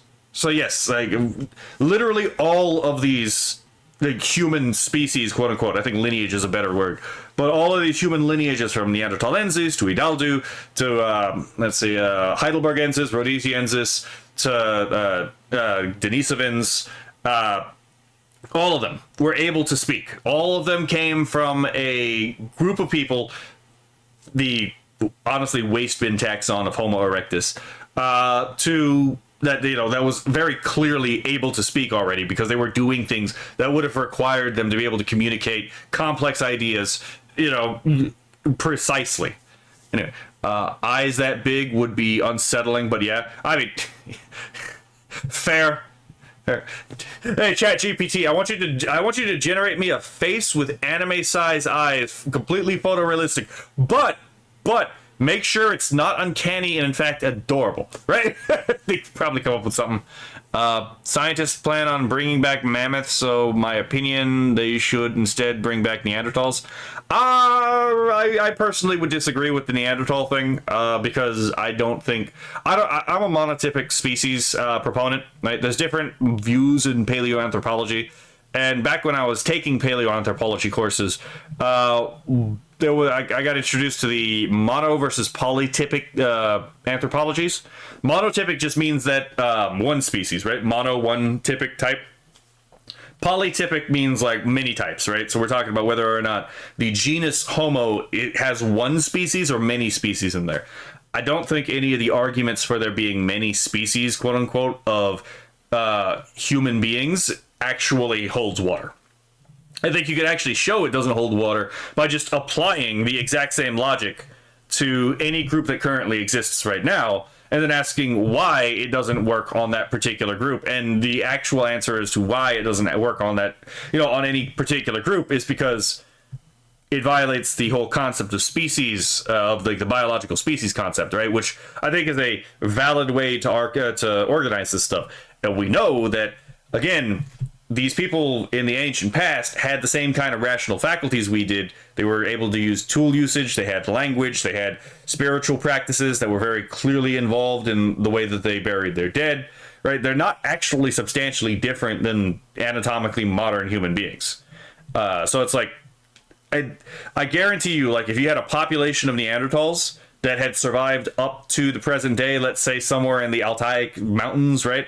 And we found them, I guarantee you that, like, in that hypothetical scenario, the arguments for making them a different species would be identical to the arguments of scientific racism. And then the arguments that they're not a different species would be the arguments that, again, the different races of men aren't actually different species. And I think that it would actually hold water, right? Let's see. Also, anime girls are just cats with wigs. You're not wrong. They do have a lot of similarities to cats in the design of their face, but that's because their face is abstracted. I'd rather be Neotenus than Neanderthalic, right? Let's see. But yeah, I don't really like the idea of like artificially creating human life in a laboratory. That's just me though. I can't really like do anything about what anyone else is going to do with any of this technology. Let's see. Cute anime characters are literally based on feline attributes. You're not wrong. In fact, she's got a little fang right there too, doesn't she? Let's see. Somehow Neanderthals were attracted enough to our direct ancestors enough to interbreed despite looking younger. I mean, yeah. Yeah, again, it was probably... Okay, so it was probably not equal, to be perfectly honest.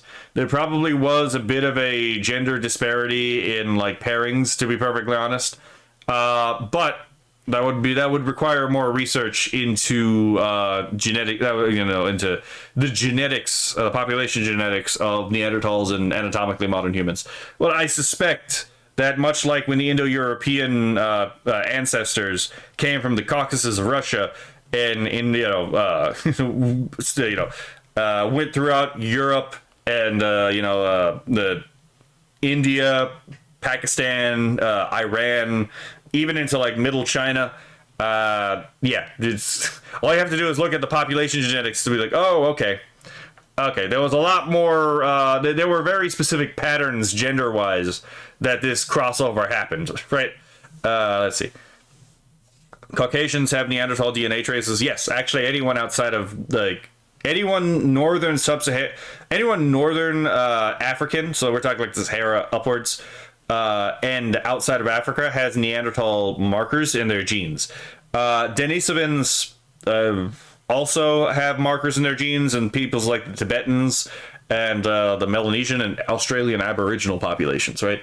And we also have evidence of ghost populations, probably Homo heidelbergensis, in southern African populations as well. So literally, there's not a single group of people that we've been able to actually do genetic sequencing on that has not had admixture or like this interracial mixing, right, between these different ancient groups at all. So like it's just the thing human beings did when they met other human beings very consistently throughout history, right? Like, anyone wonder why it's like, again, the Spanish admixed with the native, you know, the not Native American, the Aboriginal populations of the Americas? Well, it's because it's apparently what all of our ancestors did, right? Man just does not care. We live side by side. We just tend to interbreed. It's the thing that we do, right? Let's see. Caucasians have yeah. Okay, we already read that part.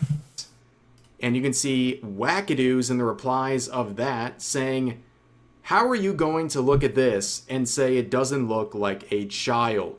Because it just looks like a short, petite adult woman. It's literally that. Again, Rev is absolutely right here. The whole, you saw Anime Girl and thought about kids, projection much? Yeah, it is just projection, right? These people, first of all, some of it is projection, some of it is just malicious, pretending to not understand to make dialogue impossible. Humans are... They will bonk anything that's humanoid. They don't... Look, man, I'm just saying, the history of human beings also suggests that they don't even have to look human, apparently. Wang has an entire video on an orangutan prostitute, and it's like, okay, the depravity of man's heart, right? And I guess the Rev-related meme and artwork here is evergreen. These wackadoos, the supposed normal people, will look at a VTuber and immediately think of children and think you're the weirdo for thinking otherwise. Graping is sadly common in history. It is. It's also common. It's much more common in prehistory than people want to think, too. It was not universal, but it was very common. There is a video that I would really like to do a reaction to. It will probably get my video nuked, and I'm still waiting on my video on the Iran situation to time out in terms of like the warning I got so I can actually do that reaction. That one might have to go on Odyssey too, because there's a lot to say on that particular video. I was like, okay. If anyone wants to know, it's the video that I really want to do a reaction to is a video on how Christianity actually stopped the systematized child sexual abuse across the world, right? Because there's actually a lot of documentation on this exact on this exact phenomenon, and it's kind of interesting that wherever Christianity went, child sexual abuse went way the fuck down. Wherever Islam took root, it went way the fuck up, right? They can't really talk about that until that thing that is currently on my channel, like, that warning is actually gone, which will take 90 days since the incident in question. But I fucking digress, I guess, right? These people are completely deranged. And again, as pointed out in this quote, if you look at this and automatically think child... Could also post those on Rumble. They're pretty lax over there. That is true, but I was uploading a bunch of videos at once on there, and I have no fucking idea where exactly it stopped. Then I just don't want to live in your head. And yeah, exactly. If you literally think that this looks like a child, you have nothing worth of input for me to listen to be perfectly honest. This very clearly does not, to me at least, look like a child. I can see how someone would think that, but I have to import a number of these people's presuppositions into my brain in order to do that. But I don't believe these presuppositions are true, so I have to literally like operate under a set of principles that I don't think are true in the first place in order to actually get to this conclusion. So why would I take this conclusion seriously? In fact, I am very suspicious of individuals like this. We have seen mega threads of people looking at characters like Min or anything that is anime themes who call it a literal child or some sort of illegal material. And then they end up on fucking, Reset the Clock, right? Reset the Clock has done absolutely divine work in terms of like exposing the tendency of like anti-lolicon, and then turns out to be themselves some kind of fucking sex pest, right? Absolutely establishes that pattern. I was like, damn, right? Interesting that this happens, right? And eventually they get outed for being actual creeps themselves, or at the very least, hypocrites by their own standards. But here's some more call-out threads that I pointed out earlier in the video, saying, and to all of you saying Mint isn't a lolly, this is one of the most commonly used emoji combinations used by lolicons. Explain. Oh no, he's talking about the fucking whoa fucking like meme. No one gives a shit. This is pure moral fagging at this point, to be perfectly honest. And who cares if she likes again, I don't even care if she's like one of these fucking like again sexual lolicon people, right? I don't care. It's fucking drawings. It's cartoon. It does not touch reality. I just don't buy. I do not buy the alleged link, causally speaking. Antis be projecting. I agree. I think that is mostly what's going on right here. But yeah, and plus she's depicting herself as younger. Let's be perfectly honest. A lot of women, when they end up like depicting themselves, a lot of them will sometimes, as they get older, depict themselves as significantly younger than what they actually are. Right? And we all know why this happens. We all know why that they do this, right? It's understandable that they do it this way. But you know, it is a common thing. We all know this, right? Fucking, you think Gargura, right? Is she had to sign off on being a lolly. She was very clearly a lolicon before X made all your likes private. Which, by the way, I think they should make all the likes public again. Personally, it would be really interesting to see who gets exposed doing that. But before X made everything private, it was very well known that Gargura, you know, the biggest VTuber on the fucking planet, was a huge lolicon, right? She fucking was absolutely a lolicon. We all remember fucking Pikami, you know, currently now known as Henya, being like, oh yeah, the Comic Low, that's my Bible, right? To anyone who doesn't know, Comic Low is a hardcore fucking lolicon porn magazine that's been released in Japan on a fairly consistent basis, right? And when I say, yeah, it's actually genuinely like hardcore lolicon stuff. I was like, holy shit. Like some depraved shit. But it's like, I don't care. Yeah, she apparently she reads Comic Low. I don't fucking care, right? It's just drawings. Let's see. Yes, please. God damn it. And you know, again, it's like people were coping and seething when Saba was, what was it? Gura was, you know, what was I saying? When Gura was, like in Hololive, it's like, oh yeah, it was the character that she was given. And then she gets the opportunity to make her own character as Samako Saba. And it's even more of a lolly than fucking Gura was. Right? What do you mean? Absolutely not, right? Fucking hell, mate. Gura and Saba have both trolled about it. Exactly, and they should. Right? Fucking seethe harder, Antis. Right? You deserve to be trolled. So yes, this is proof, I guess, that this individual must be a predator and should be shamed and ostracized and have their life ruined. Now, I'm of the opinion that people who make false allegations for the purposes of ruining someone's reputation, should be treated as if they themselves actually did the thing. That's just on me, right? That's just me. This is just like, this is one of the things where it's like, I think the Old Testament definitely had this part right? Because the Old Testament is very clear that he who bears false witness against a brother in court, shall be convicted himself as if he had committed the crime he falsely accused his brother of committing. I think that is absolutely a fair way to conduct yourself, because again, the whole point about bearing false witness against someone is to destroy the person that you're bearing false witness against, right? Or to press them into such a situation that they have to, that they're compelled to agree or be compliant to what you want of them, right? I like the short girls. 4'8" to 5'2" is perfect height for a lady. Well, I mean, chat knows that I'm a big fan of goblin girls, so just make of that what you will, right? Think humans became neotenous, the more technology reduces the overall stresses of civilization. Okay,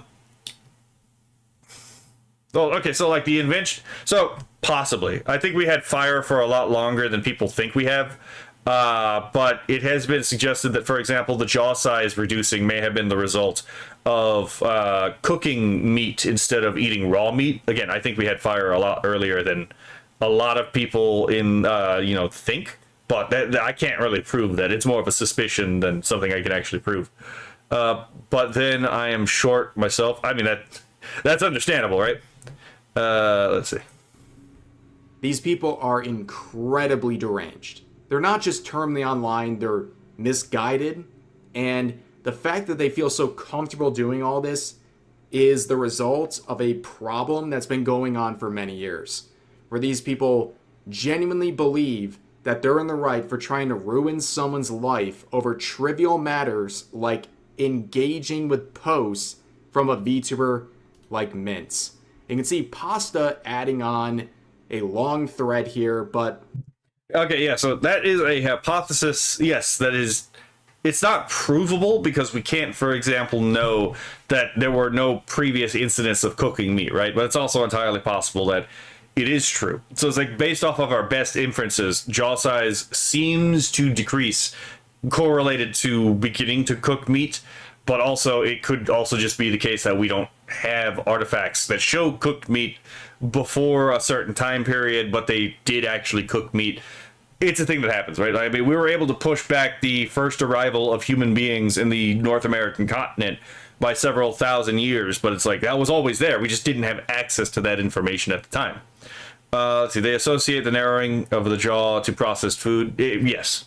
Really, to get the quick points of this, you can see this one right here saying, and as for the behavior itself, I have seen some claim that it's incredibly obsessive and parasocial, but actually look at the account and it really boils down to his live posting about the current streams this creator has done as they were happening.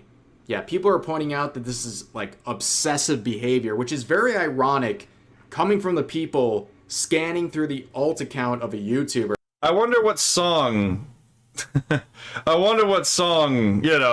Mint might be singing right now, right? Yeah, simple and clean, the tweet says, right? Good choice of music, by the way. Trying to ruin their life for engaging in posts made by Mint, for example. And Fizz would respond. Yeah, I'm of the opinion that, again, it's like if you are attempting to life ruinate someone and it turns out that you're either making shit up or blowing shit out of proportion, I think that you should be treated as if you, I think that should carry some severe social consequences. Well, that's just me, right? On to the situation with this post, basically using it, or rather tools that allow people to more easily rip apart the raw meat and even break open bones. Again, I have a sneaking suspicion we were cooking meat long before the earliest evidence that we were actually cooking meat, right? It's the same thing with like, well, we don't have any genetic evidence for language use before Heidelbergensis, right? But we do know about technological, achievements by Homo erectus. Again, specifically boat manufacturing, which requires language in order to perform. So it doesn't matter that our earliest genetic evidence comes from Homo heidelbergensis. We can infer based off the fact that like Homo erectus was doing things that required language in order to actually be accomplished, that they also probably themselves had language, right? So I suspect that, like, again, Homo erectus wasn't all that cognitively different than anatomically modern human beings, it seems. I suspect that, like, even if they couldn't necessarily reliably make fire on their own, which there were anatomically modern human tribes which lost that particular technology as well, right? Then, yeah, it's entirely possible that there were times where Homo erectus had the ability to reliably make fire on their own, or possibly even lost that ability. You know, that might have something to do with jaw size too, whether or not you can reliably cook your food.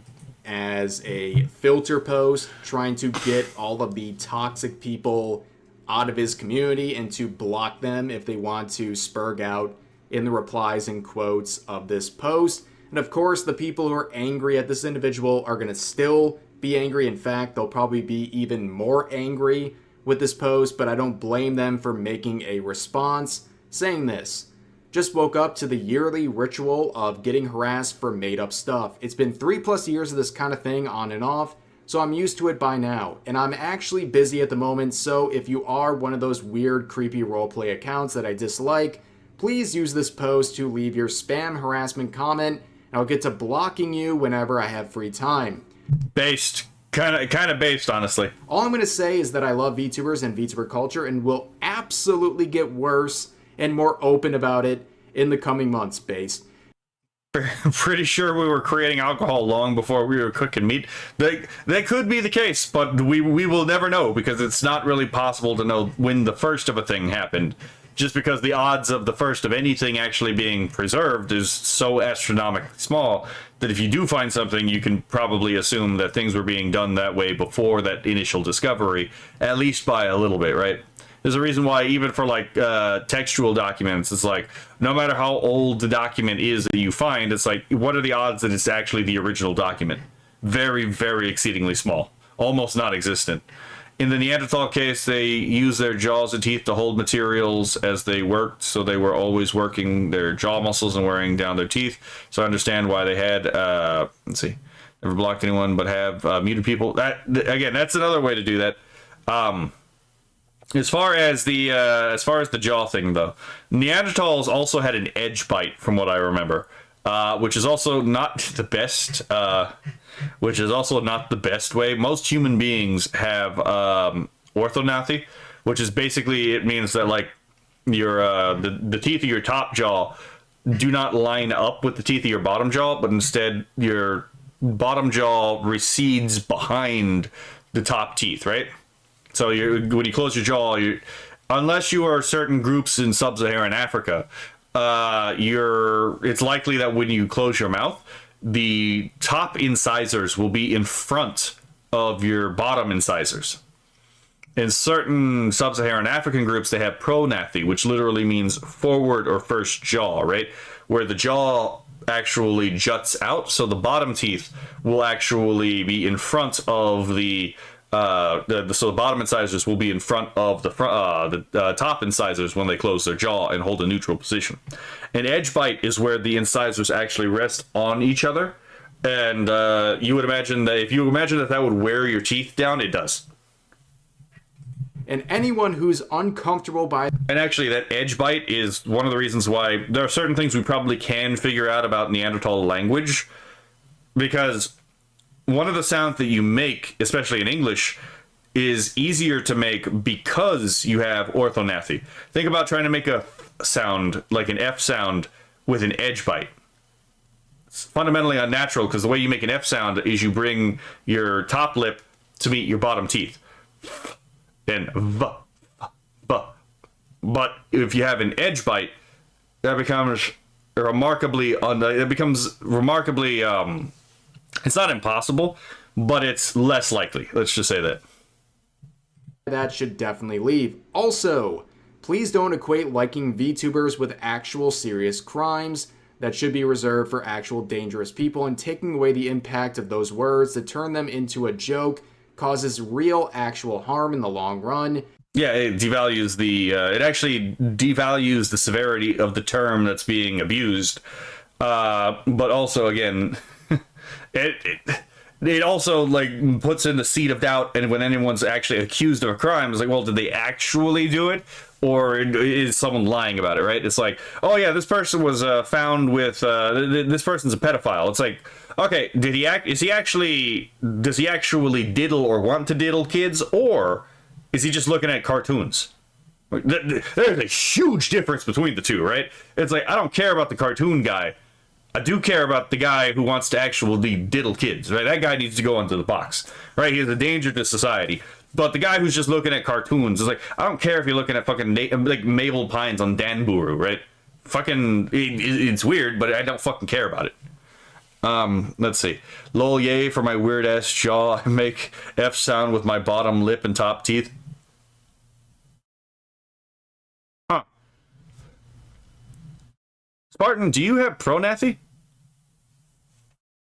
Let's see. Kenala, is that how you're supposed to make that sound? I've been doing it wrong. Okay. Yes. Yes. The f and v sounds are labial dental. It's not like you're not digging your teeth into your lip. But yes, if you pay attention, most people when they make the f and v sound, it's a light touch of the top lip to the bottom incisors. Yay, bottom lip, top teeth. Okay, I'm being trolled. I'm gonna have to look this up because I might be trolled here. I might have to look up like the morphology of certain sounds with Pronathy. I'm the same as Spartan. Fair enough. People who do that constantly. I'm surrounded by freaks, but they are my freaks, so they are the best kind of freaks. And don't care about the implications are genuinely disgusting to me. Anyways, just remember to stay kind, and I'll see you again when I come back home. Now, of course, there is a torrent of miserable, fatherless individuals spurging out in the replies, I guess kind of to the point of what this individual is trying to accomplish. Well, I mean, to be fair, the Japanese don't really make an F sound that we actually use. It's more of a... the way that they use it, it's more of a bilabial, to be perfectly honest. Like, it's not a plosive, but it's closer to like a p or b sound. It's just... You you use your two lips, so you round your two lips, and you let the sound come. So it's like... Phew, phew. It's a hard sound for me to make because I'm not Japanese, and it's hard for me to not default into a F sound. But let me see if I can find it actually. Hold on, because I can pull. Did I fucking do this thing again? Hold on. Okay, yeah, I did that thing again. Let me see if I can find it.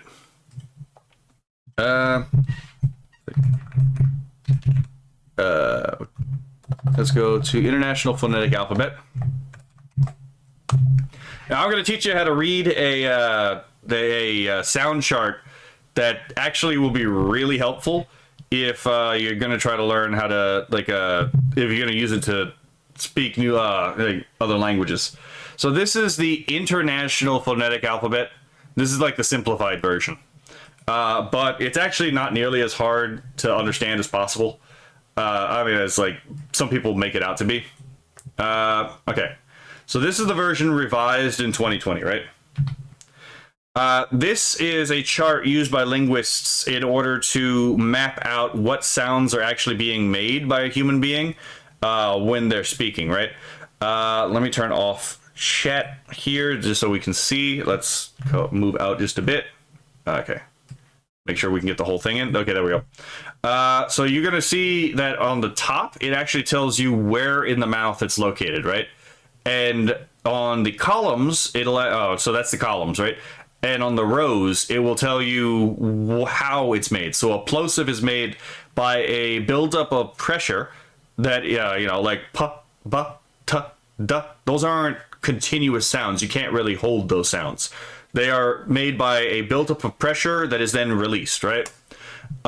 Nasals are exactly what they sound like. They are made by passing air through the nose. So, for example, if we look at alveolar, that's that little fleshy ridge right behind your teeth, right? Right before the flat of the roof of your mouth.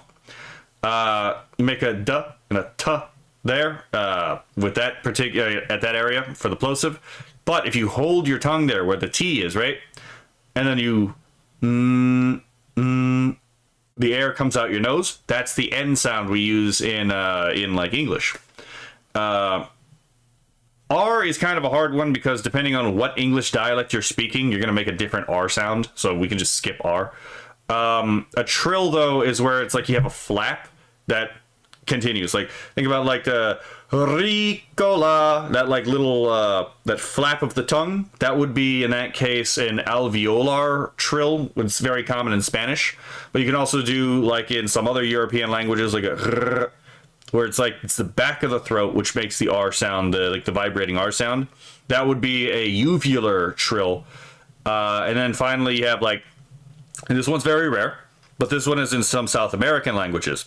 This would be a bilabial trill. Now bilabial just means using both your lips, right? So a bilabial trill is basically a rolled B, like a blah, blah, blah. That sound right there. That would be a bilabial trill. I labialize it a little bit, so there's kind of like a W sound at the end of it. But that would be a sound that's also, yeah, it's actually used in Piraha, which is a South American language. The sound that the Japanese use to make their F sound is that one you see under bilabial, so two lips, and fricative. So that's where it's actually friction of the air that makes the sound, right? So labial dental means lip to tooth, right? And that's the thing I was just talking about. Like, when you see in these rows, if it's on the left-hand side, it means there's voiceless. You can tell the difference by putting your hand, like your finger and thumb on your Adam's apple or like your voice box, right? If you do like an S sound, won't feel any vibration. You make a Z sound, notice the tongue is in the same place, but the only difference is you will feel a vibration on the Z sound, but not the S sound. That's the only difference. When there's the vibration, that means it's voiced. If there is no vibration, it is unvoiced. So in Japanese, they use the unvoiced bilabial fricative, which basically means they're using the constriction of their lips to create friction of the air. That's why I find it hard to do, because I don't exactly do this in speaking. So I usually default to making an F sound, but that's not the actual sound the Japanese make in their language. Japanese I and E sound so similar. Kind of, it's an E. So we go down to the vowels here, right? In the vowel chart, this is not the best vowel chart. There's actually a better vowel chart, and I might make a video on this because I find this subject endlessly fascinating. But you'll see that there are different variables listed here, right? So again, on the left-hand side and the right-hand side, you'll see they're paired, right? On the left-hand side, it's unrounded, which means your lips do not round making the sound. And on the right, it's of the dots, right? On the right-hand side, it's rounded, which means that you just you round your lips when you make the sound. So front, central, and back tell you where in like the mouth it is. Like E is the highest sound most forward in the vowels. U is again high back. O is a little bit lower. With vowels, it's a lot more nebulous. Vowels are a lot more like colors than consonants are, where it's very precise, right? And you can see on the very bottom, towards like the open front, you'll see there's the little A symbol. That's actually why the doctors tell you when you go into, get inspected, it's like, say, ah, because that's actually the flattest position for your tongue, is ah. So that's why they do that. So the mechanics of human speech is actually fascinating, and I know I could probably do a whole thing about this. Let's see. Okay, let's see if I missed anything. Roll the R's. After I lost hearing in my right ear, I had to take speech therapy. Understandable. Can't roll my R's, said. It takes practice. It is a thing that some people do have a lot of trouble with, and it's kind of hard to explain to someone how to do a trill. To be perfectly honest, this is one of the things where it's like, I think this is one of the harder ones to deal with. The charismatic voice channel is good at explaining these sounds. I'll have to check that out. I have actually never heard of this channel. Japanese, oh yeah. So the Yeah, so the Japanese sound is actually the one that looks like the regular I at the front. It's the unvoiced front closed vowel. It's an E, whereas the E sound, like the one represented by the letter E, is actually a unvoiced, not unvoiced, it's an unrounded front closed mid vowel. So it's an E sound. And it's actually, these are the same sounds used in Latin, right? It's like when you see the word Leo written in Latin, it's actually not Leo, it's Leo. Leo. So, again, I find this endlessly fascinating, but like I can get lost in the subject matter. Because it turns out human language is actually really fucking interesting, right? Okay. Back to the Rev video. Again, I am the detour person, right? Let's see. Buhuckley says, man, that's small text on fucking Pro Chat. Let me zoom. Let me see if I can zoom this in. Okay, it would be really nice if it actually fucking loaded. Okay, so that's Buhakuri. Oh, it's literally your fucking name in in Katakana. God damn it! It's like I can only read the I in that word. Buhuckley. Let's see. Israel X Snake U. I have no idea what you're talking about. Let's see. I got you on a hell of a tangent. Oh yeah, you did. Language is one of those things where it's like, if you get me talking about language, you will tangent me very fucking hard, right? With this post in the first place, kind of proving his points. But that is the situation, ladies and gentlemen. This guy is being canceled for interacting with Mint on his alt account. Yeah, that's fucking ridiculous. Mint, first of all, is, one, a freak, but two, she's actually a legitimate sweetheart, right? Like, she is absolutely, like, just a sweetheart. And she's a cutie. So it's like, those are two things that, again, a lot of the people on this Quango side of the conversation just do not like. They don't really like sweethearts because sweethearts tend to be adverse to conflict. They tend to be averse to, like, harassment campaigns. But, they hate cuties because, again, they hate people who represent, again, beauty, and they hate beauty, they hate cuteness, and the reason they hate these things is because, again, these are things that human beings naturally value, right? I can do the Japanese foo and the trilled R's really well, but the throat trill eludes me. I find the throat trill actually to be easier than the Spanish trill, right? Yeah, I find that to be actually legitimately easier than the r sound. I could do both, but like, it's really funny, like, because I'm Hispanic, so it's like, I was talking about this to like some family at one point, and they were like, "That why do you find this easier?" I was like, "I don't know why. It seems easier for me to do this than to the other thing, right?" The charismatic voice is an opera singer who now does song breakdowns. Her chat has turned into a bit of a metalhead. Turned her into a bit of a metalhead. Honestly, kind of based. Language is fun tangent, and we all get 2 nickels for language tangents, right? See, she's fun. Apparently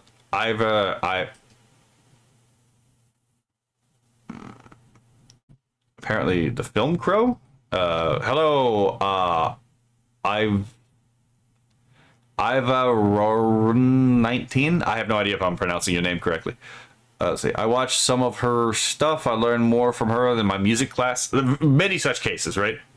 It's literally insane. If this is not peak 2026 Twitter, I don't know what else could be at this point. Very unfortunate, but... Oh, it's Icelandic. Interesting.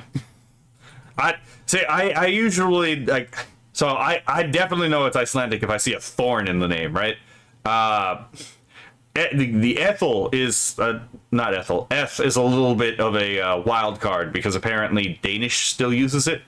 But Yeah, if I see a thorn in the in the name, I definitely know it's Icelandic because it's the only language that still uses thorn. Wildly underrated letter, by the way. At the end of the day, you know, common sense prevails, and people who are not brain dead and terminally online, they can look at this and think for themselves and go, wow, you know what? Calling someone heinous stuff for what's being accused here, interacting with a VTuber Mint, yeah, that's uncalled for, and also harms real victims by watering down the related terms and allegations to something like that. But look, man, like, if following Mint is such a bad thing, right? Hold on. If following Mint is such a bad thing, then my fucking catalog of people that I follow is like absolutely nightmarish, right? Let me pull up one of the some of the people that I follow, right, on Twitch, right? Let's see if this thing will actually fucking load. Okay, it is working slowly. There we go. Like, I literally have some of the... I literally have this person's... Yeah, there we go.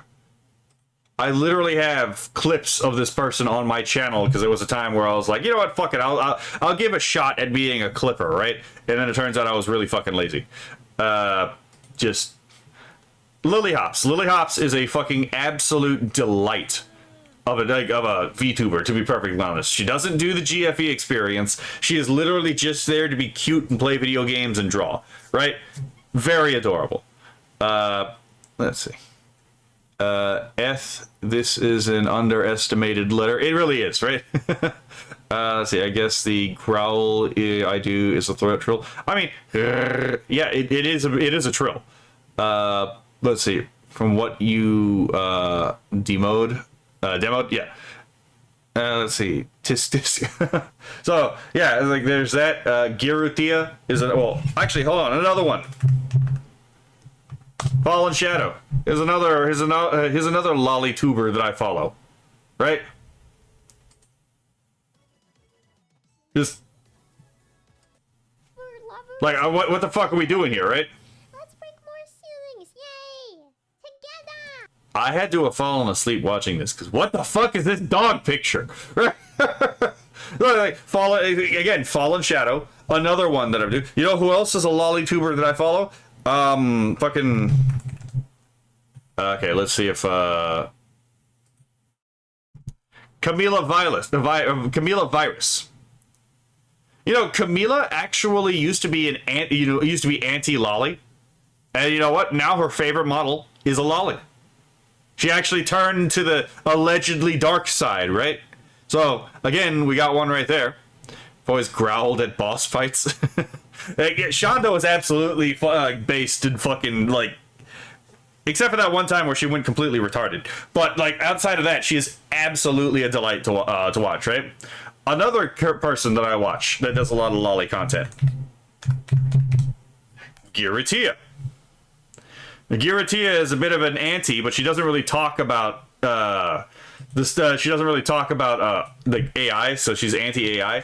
On the right-hand side, you can see Giratia's own character, right? Her own like self, not insert, but what the fuck do you call it?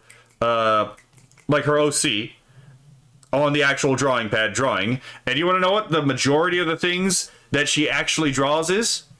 It's lolly. Why does she primarily draw lolly? Because lolly is cute. That's literally fucking it, right? And she is very good at this. And she does a lot of detail in her pieces. And actually, I have some of her posters. But, yeah. Yeah, it turns out, again, you can actually really enjoy lolly content without actually being a sexual degenerate. And even if you do... again, like lolly for sexual content, it's still not worth worth being called a pedophile over, because that destroys the meaning of the word pedophile, which is, in respect, it refers to things, again, in the real, not just in the abstract. Okay, why can't I move my... Here it is. There it is. Let's move this over here. So, yeah. I mean, if just following Mint makes you, I guess, like some kind of monster, right? I guess I am the new Leafler, right? I'm just saying, right? Henya is another lolly tuber, right? All we have to do is go to Henya the genius, right? In fact, actually, Henya is more of a lolly than fucking Pikami ever was, to be perfectly honest. Look at this shit. This is fucking adorable. Again, wood head pat, right? And even with like Henya, with the other ones, again, so far, not really that bad. This one literally has a fucking boob window, right? And even then, it's like, yeah, this is more of like a lolly in the sense of like Rebecca from fucking like Edge Runners, where it's like, it's not really, you know, it's just a petite adult woman, to be perfectly honest, right? Which, by the way, this lends credence to the fact that, like, if this is a lolly, and if Rebecca's a lolly, and if Camila's a lolly, then it lends credence to the idea that, again, this is a body type, not an age thing for, like, what the essential form of lolly is. That short vid with Leafler was funny. Oh, it was, right? That's why I was like, I have to make reference to this. So, yeah, it's like, I quite enjoy, like, just a lot of lolly tubers, because it turns out a lot of these people are actually just really fun. Because it turns out it turns out it's a really good way to filter people out, right? Who's here to have fun and who here needs to go in the box because they can't tell reality from fantasy, right? So, or at least that's just my opinion on the issue, right? Anyways, that's going to do it for this video. If you enjoyed, please consider giving the video a like, consider subscribing, and turning on notifications for daily uploads, as well as multiple streams every week live here on YouTube. But overall, hope you guys enjoyed the video, and I'll see you next time. Yeah. Okay, so I agree with you, Dark Glasspool, but Rebecca is a semi-lolly. Nah, I think she is, again, I think she's very clearly in the lolly category. But, again, it's because I think lolly is more of a body type than anything else. Also, there are many different kinds of lolly. We got Opie lolly, we got fucking Baba lolly. Like, Tenma is another one that is a character that, you know, is a creator that I follow. Tenma Miami is very clearly a fucking lollibaba, right? We all know this. This is very obvious. But, again, like, no one cares. No one gives a shit, right? Hold on. Let's see if I can find one. Let's go to live, and I'll just pick a random spot in the live, right? Okay, not that one. Okay, she's holding the Kanpai-Nikis for some reason. So we'll pick randomly here.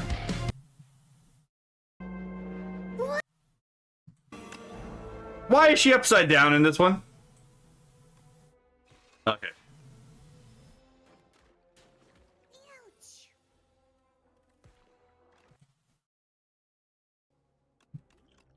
Alright.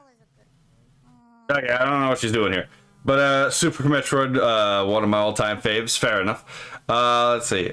Around Fox's Hydro boxes? Absolutely. Lolly equals petite. I think it's a little bit more than petite. I think it's a combination of petite and very neotenous, to be perfectly honest.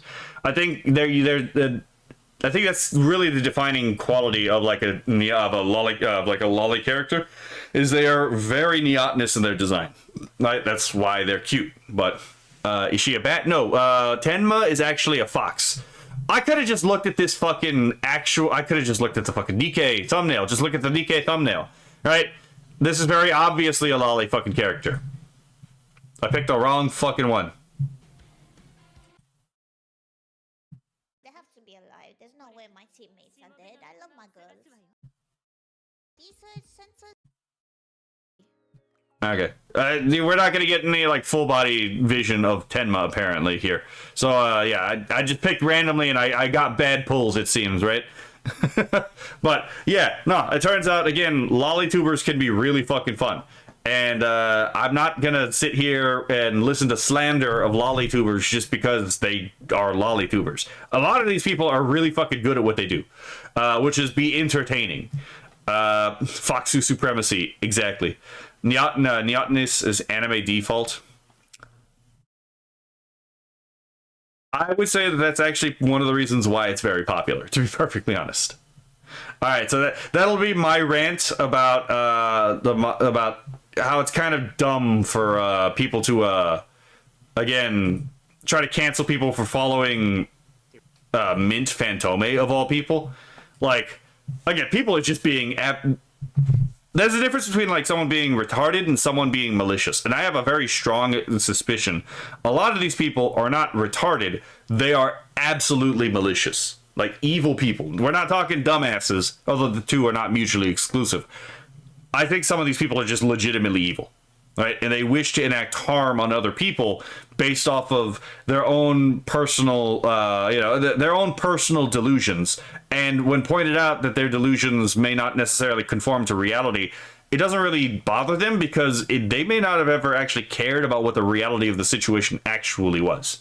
So that's just my thoughts.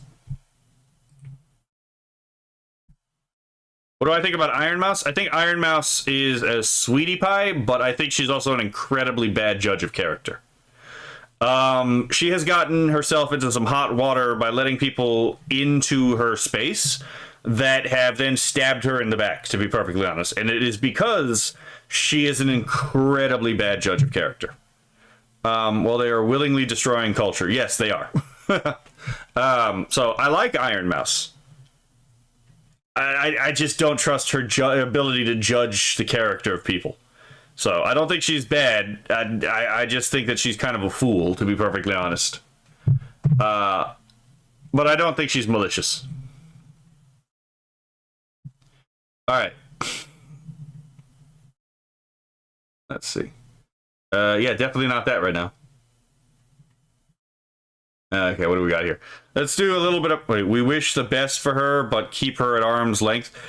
Well, okay, hypothetically speaking, right? Hypothetically speaking, if Iron Mouse, for some reason, decided, like, hey, I sent out a thing. Hey, Cosmic Kotaku, you want to do a collab? Never gonna fucking happen, by the way.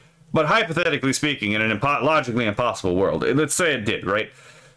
I'd be like, okay, you know what? First of all, I just got to let you know I'm a big AI, content creator, right? Like, not big in the sense of like people know me, but big in the sense of like I create AI content, right? Like a lot of it. And you may not particularly like that I create AI content, right? Your chat your audience may not like that I produce AI content. Right? I even review AI content, to be perfectly honest, right? I treat it as if it's real art, because I think it is real art. And so it's like, I would probably advise her on her own, for her own good to stay the fuck away from me, to be perfectly honest, because I have it on good authority from people who have talked to some of these people, that some of these people actually don't care about AI. Like, they legitimately don't care about AI. But they have to pretend as if they don't like AI because their livelihood is tied up in streaming and their own chat is absolutely captured them. And like, in order to actually pay rent or pay, their bills, they actually need to keep their audience. And if they come out as being pro AI or even moderate about AI, they could potentially suffer a huge economic loss, right? Or financial loss. So yeah, that would be one of the things. Like, if someone reached out to me, I'd be like, "Are you sure about this? Are you sure about this?" Right? Because it's like, look, I could definitely use, I could potentially use the boost, but if it means that you're going to take a hit on your own personal, like, your own personal thing, and I know you have especially medical bills you need to pay, I would rather just not do it if I thought it was going to be, if you're not sure about it, because again, the real potential financial danger in dealing with people like me, or people like Dot Pocket, or people like fucking Feeblemind, or people like Silas Frostrunner, and all these other people that I've been talking to, right? So I would caution someone. It's like, hey, look, I appreciate it, but you might want to consider the potential ramifications. Yeah, or Kura, right? So you might want to consider the potential ramifications of potentially,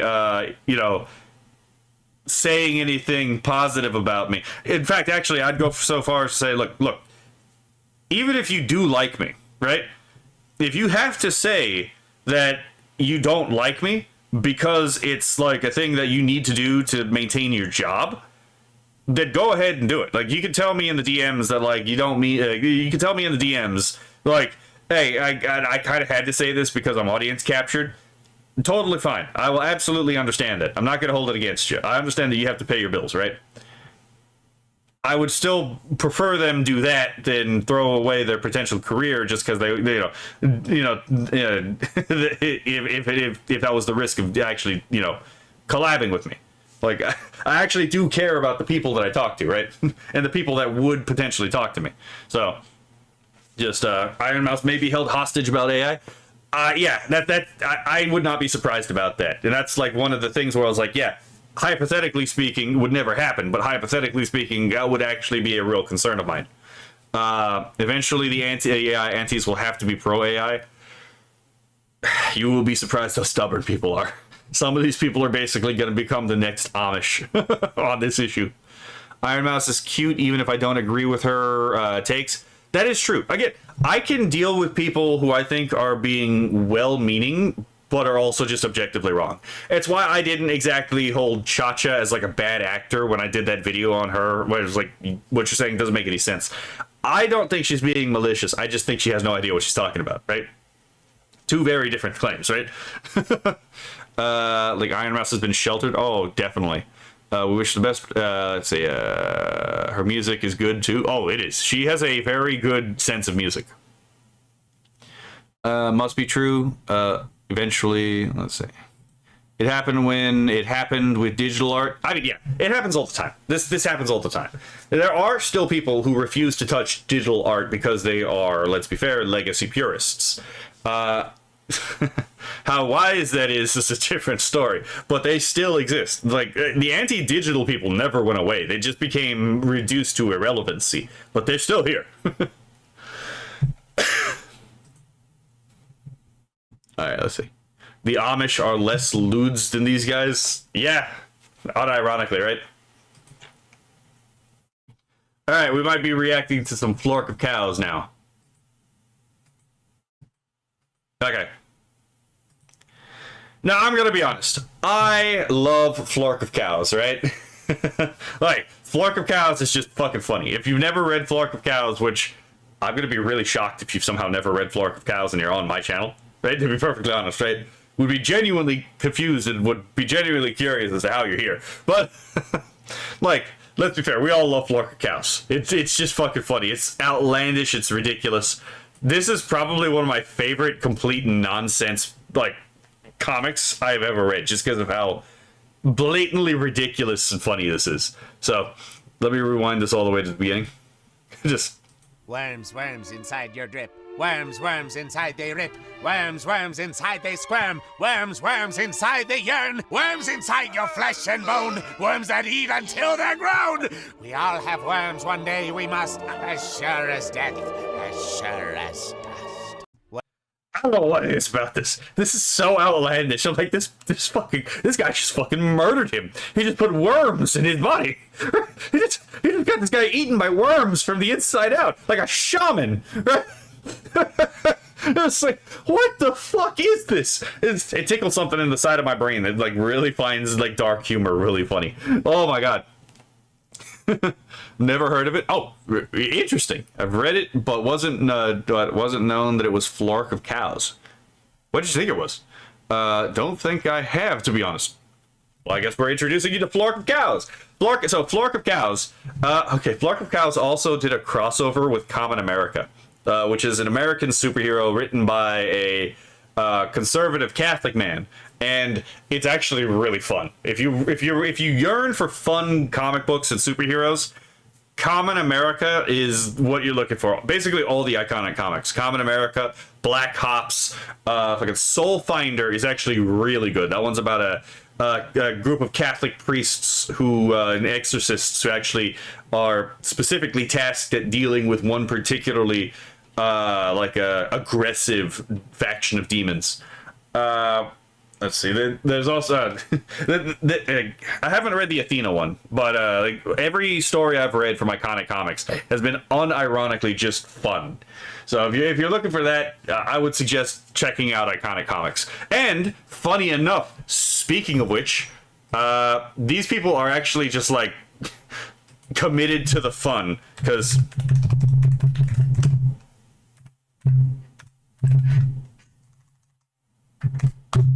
because Common America is actually a VTuber as well. She's not the only superhero VTuber. Like, apparently Ruby Rose from, hold on. Ruby Rose VT is also a VTuber. This kind of caught me off guard when I found out about it. But yeah, even Zendrea got to, like, actually collab with Ruby Rose. And yes, that is officially Ruby Rose from the Ruby series. So this idea of, like, turning characters into VTubers is not original to Common America, but Common America is a bit of a sweet bean too. She's actually quite fun, and she does not allow spoilers for the comics in her chat. So if you're yes, Ruby Rose. I yeah, I know. I knew that was gonna catch some people off guard, right? I got an extensive list tonight. Dual set tons. Let's see. Never see. Okay. How is it that we? Oh my god. I got to introduce us to Flork of Cows, it seems. But yeah, so Common America actually crossed over in the comics with Flork of Cows. And the thing about Flork of Cows is they're literally just living sock puppets that stories are told with, right? The guy who does Flork of Cows is actually a really good artist. But he also does like these intentionally shittily drawn comics that he could tell stories with. And it's actually really good. So Common America also rated Yomi Quinley, who is a VTuber who is a super villain, by the way. So, and I was actually in one of the streams where Common America rated Yomi, and I'm gonna be perfectly honest, Yomi is one of those people where it's like they are definitely playing the fail archetype.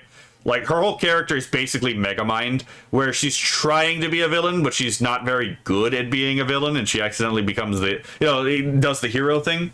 Common America is kind of ditzy in the comics. Oh, she is a little ditzy in the comics. And she's very... Okay, so in the comics, she has a pet capybara, but she doesn't know what a capybara is, so she just assumed it was a badger. So she named her capybara Badger. And they have this joke preserved in the Japanese translation of Common America, which I also have. And in the Japanese version, the name of a badger's name is actually just the Japanese word for badger. And it's actually really funny. It's a fucking long-running joke. But yeah, if you're interested in like stories that actually also take their religion seriously, Common America doesn't beat you over the head with the religion aspect.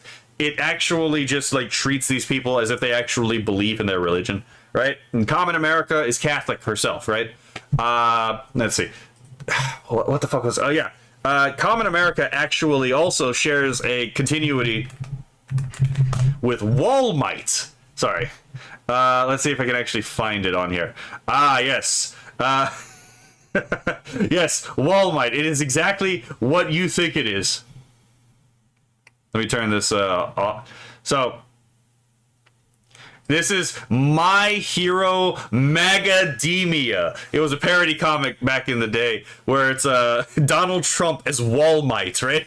with a young fucking what the fuck was his name? The other shit, I forgot what his name was. But yeah, so and his wife was also a superhero named Flotus, who had power over the seas. So just absolutely taking the piss out of everything. It's an affectionate parody of Donald Trump from back in the day. It's also really fun. But this is actually where Common America makes her first appearance. She actually appears as, let's see if I can find it, as Warhen. So it's the woman on the that we saw earlier. Hold on. Right there, the woman with the W costume, that's Warhen, and that's what her name was before she became Common America. So, be the American the Japanese think you are, right? I also, okay, that's not the only Trump parody comic I actually have. I also have I also have one where Donald Trump is basically the Hulk. That one was also funny because then Putin was basically Superman, like from Red Sun, and there was a scene in the comic where Kim Jong Un was being a bit of a cunt, and fucking. So it's like Trump's already hulking out because he hasn't had a Snickers bar, so he's a bit hangry, right? And he just kicks him to the moon. So You have a scene where it's a fist fight between Donald Trump as the Hulk and fucking Vladimir Putin as like fucking Red Sun Superman. And in the middle of the fight, Putin realizes, wait a minute, he's just hungry, and he gives him he just gives him something to eat. It was like, ah, yes, we are good friends now. It was actually really funny. Oh my god. I have some fucking niche tastes. Oh my god. But what the fuck were we on about? Oh yeah, we were talking about Flork of Cows. But yeah, so I don't know if it'll pop up.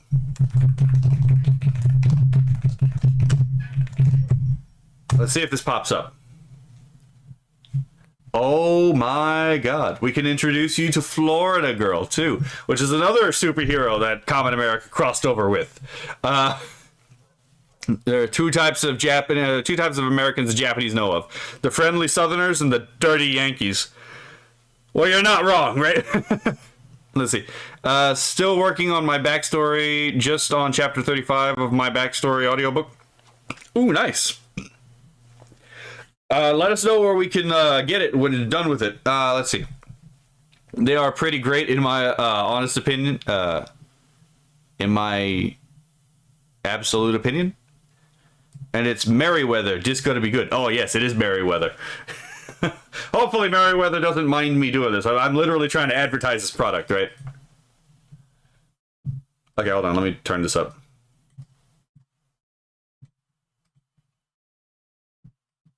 News なんて嘘ばっかりやん。いつも私のこと頭おかしいみたいに言うて。Why is this in Japanese? Why is this in Japanese? おい、邪魔だよ。道路に突っ立ってじゃねえぞ、こら。仮面アメリカ？ Oh yeah, so Common America is actually decently popular in Japan. Hold on, I need to check something. Is this on auto caption? Like, is it on auto translate? Does it think I'm in, because it thinks I'm in Japan? So it's like, is it doing that because it thinks I'm in Japan? It doesn't seem to be doing it. Okay. 衣装素敵やん。あらまあ、フロリダガール Oh, they gave her that voice, あな eh? たのことを聞いたわ。ニュースの言うてること信じたらあかんからね。Florida Girl is a bit of a girl failure of a superhero. My favorite Florida Girl comic is the one where she gets into a fist fight with a manatee. 誰も理解し、応援してくれなくても。The Ada voice, right? Yeah, I don't think that this voice really fits the ditziness of Common America, to be perfectly honest. 正しいことを一人でやり遂げるの。ちょっぴり辛いわね。お姉さんも経験済みよ。でも忘れちゃいけないの。私たちはアメリカを守ってるヒーローさ。Oh yeah, and if you're looking for like an actually like patriotic superhero, Common America is really fucking patriotic. Oh my god. どんな時でも。You can tell the guy who actually wrote Common America actually like legitimately loves his country. 自由のために戦い抜くのよ。そうやね。ほら、こういう時はあれしかないでしょ。アイスクリーム食べて。Hold on. The fucking McDonald's sign is upside down. That's just so fucking funny. Oh yeah, for copyright reasons, we're gonna turn the W upside down. The M upside down. 元気を取り戻すわよ。I mean, yeah, there is a ditzy Ada, but I don't really get Ada from like Common America's design. I'm not gonna lie. 仮面アメリカとフロ Yeah, later, fucking breaking news: Common America and Florida Girl storm McDonald's kitchen to prove ice cream machine not broken. Fucking live WTF anime was a mistake. リダガールマクドナルドに不法侵入 I can't think of like a single fucking Florida Girl comic that actually went Florida Girl's way. Common America is greater than Captain America. I don't know if I'd say that. I don't really think that they're doing the same thing. 本人たちの証言によりますとアイスクリームの機械の不具合を確かめるためだ But you do gotta remember, it's kind of unfair to compare Common America versus Captain America, considering how many stories both of them actually have. right? Captain America has a lot of great stories, but he's also got a lot of dog water stories just because of how long his comic has gone. If Captain America goes as long as Captain America has, it's going to be the same thing with her. 嘘や誤解や信じたらあかんからな Liars! They're all lying! バーニングジャスティス I don't know why that was in Japanese, but fair enough. So that's the only thing that popped up when I typed in Common America and Florida Girl, apparently. Which I was not expecting. Oh my god, speaking of the tangent. I'm going on another tangent in this Flurk of Cows video. I can't stand My Adventures with Superman. First of all, I find it odious that they tried to make all superpowers into technology. I can't stand that. It's such a fundamental violation of the magic that DC Comics actually had, right? Literal fucking magic, by the way. Second of all, I cannot forgive My Adventures with Superman because Japanese is based. You can quote me on that. You're not wrong about that. But I cannot forgive My Adventures with Superman for two cardinal sins. One, it is a terrible, like legitimately terrible adaptation of the source material because they tried to completely redefine how everything worked. Secondly, its women are peak. And I cannot forgive it for this crime of giving me grade A fucking waifus like Supergirl, who was an absolute fucking bean in the series. Look, man, I'm not going to call Lois Lane from My Adventures of Superman Lois Lane. She looks a lot more like fucking Luce Noceta than any version of Lois Lane that I've ever seen, right? As far as I'm concerned, she's Luce Lane, right? She doesn't look like Lois. Lois is not a Korean woman, right? I'm not saying that it's bad that she's Korean. I'm not gonna lie. I find a lot of Korean women quite attractive. Again, I happen to really like Neoteny, right? It's why I like Goblin Girls. And Koreans are, on average, a very neotenous people. So I'm gonna like the women.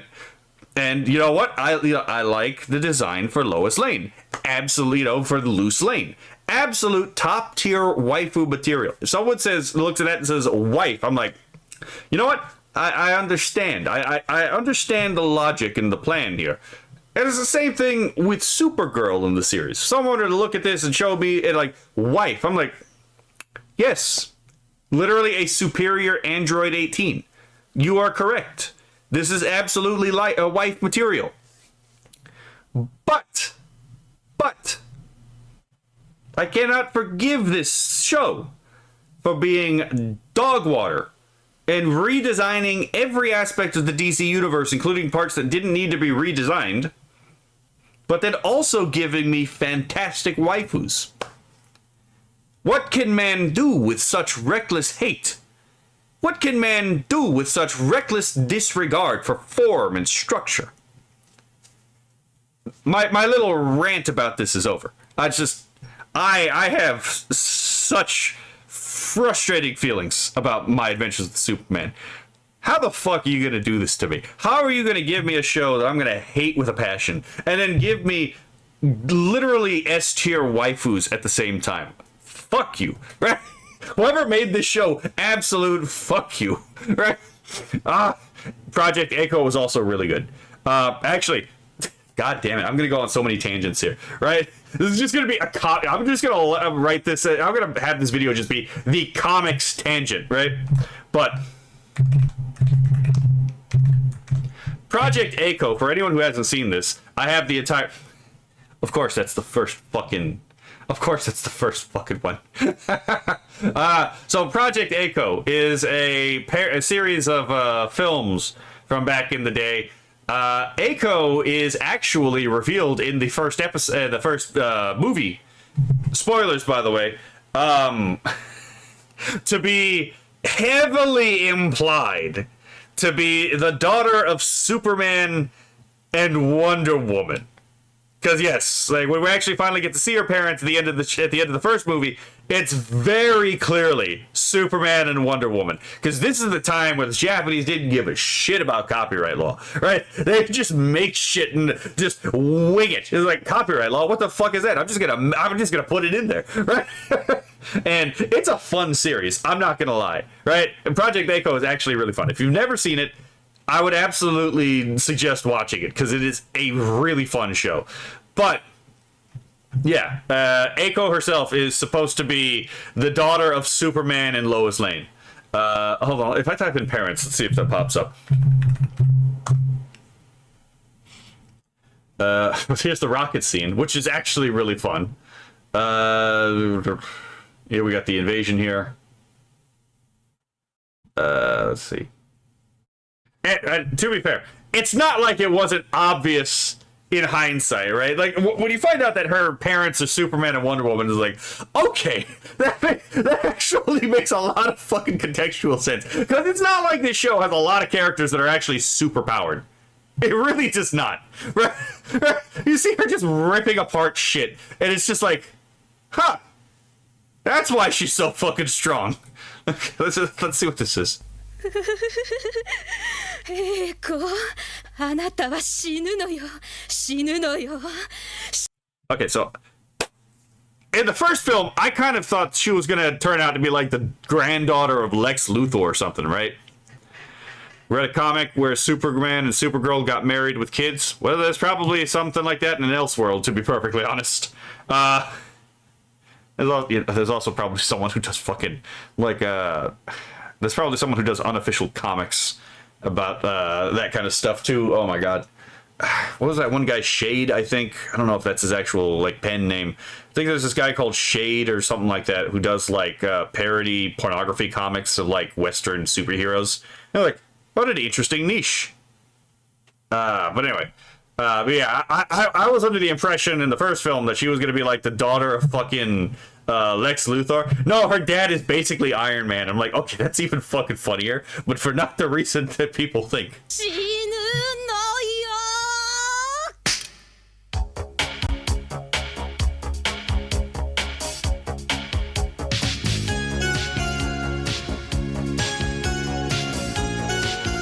Yes, the city that the city takes place in a crater. 間に合いそうにないわね。近道するわよ。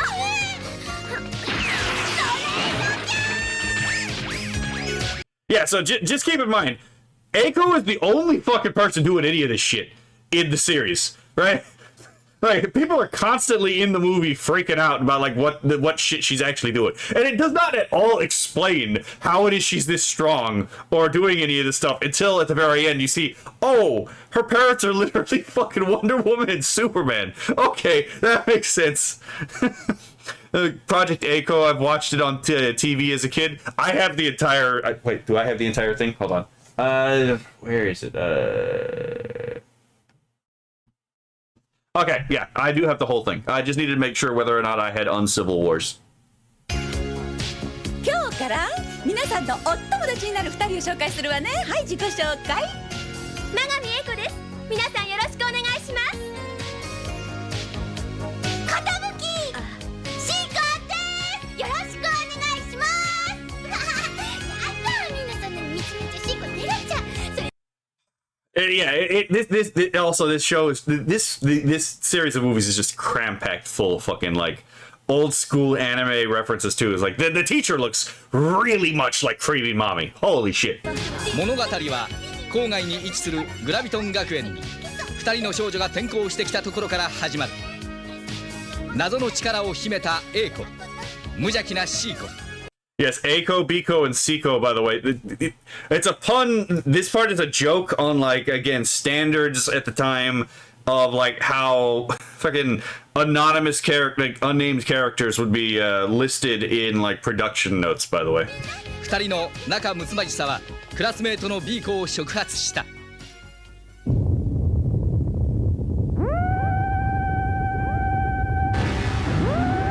Back when fucking the sci-fi of the day was fucking lit. I want a journey to watch all Magical Girl shows. Oh, you're in for an interesting ride. right? Feel free to keep us posted on where you're at on that journey.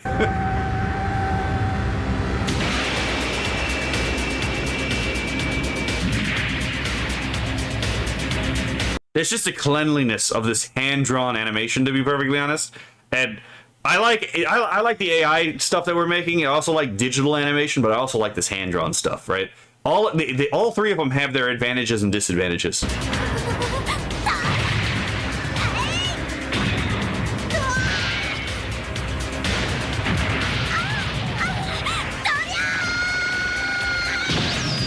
Yeah, so again, it's like she's just fucking barreling through metal objects, and like no one else has any kind of like superpowers. The closest thing to another person who really actually has superpowers is that one buff character in the who's basically a fucking like Fist of the North Star parody, and even then, it's like, okay, yeah, she's not pulling off anything fucking remotely close to this. So it's like, yeah, they kind of do a soft implication. They kind of do like a series of like. All these unexplained differences in power scaling between Eiko and everyone else, literally. And again, the whole thing was to set up the joke at the end of like, oh yeah, she's literally the daughter of Superman and fucking Wonder Woman.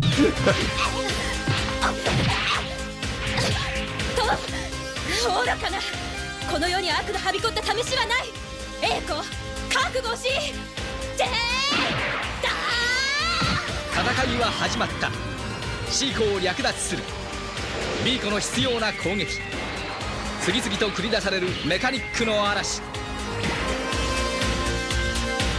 That scene is also so funny because the joke in there where it's like, you know what, that's like actually a good point.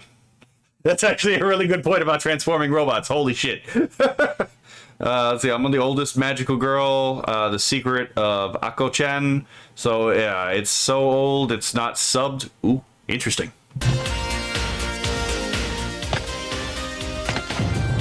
今年度最高のアニメーション娯楽巨編プロジェクト A コ。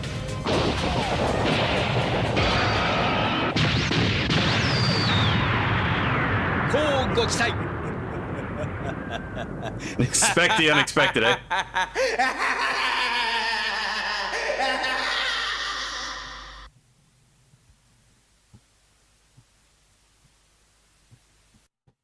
So let's hope I don't get assassinated by copyright ninjas, right? But that's not what I was looking for. I was looking for the scene where they actually fucking fight a robot. Hold on.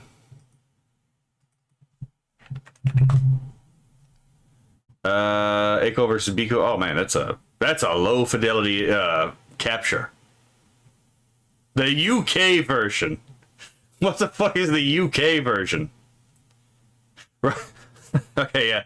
Again, this character right here, the Fist of the fucking North Star parody, right? It's the closest thing to a superhuman in the actual... Ooh, comparison between Laserdisc and Blu-ray. I'll have to watch that later.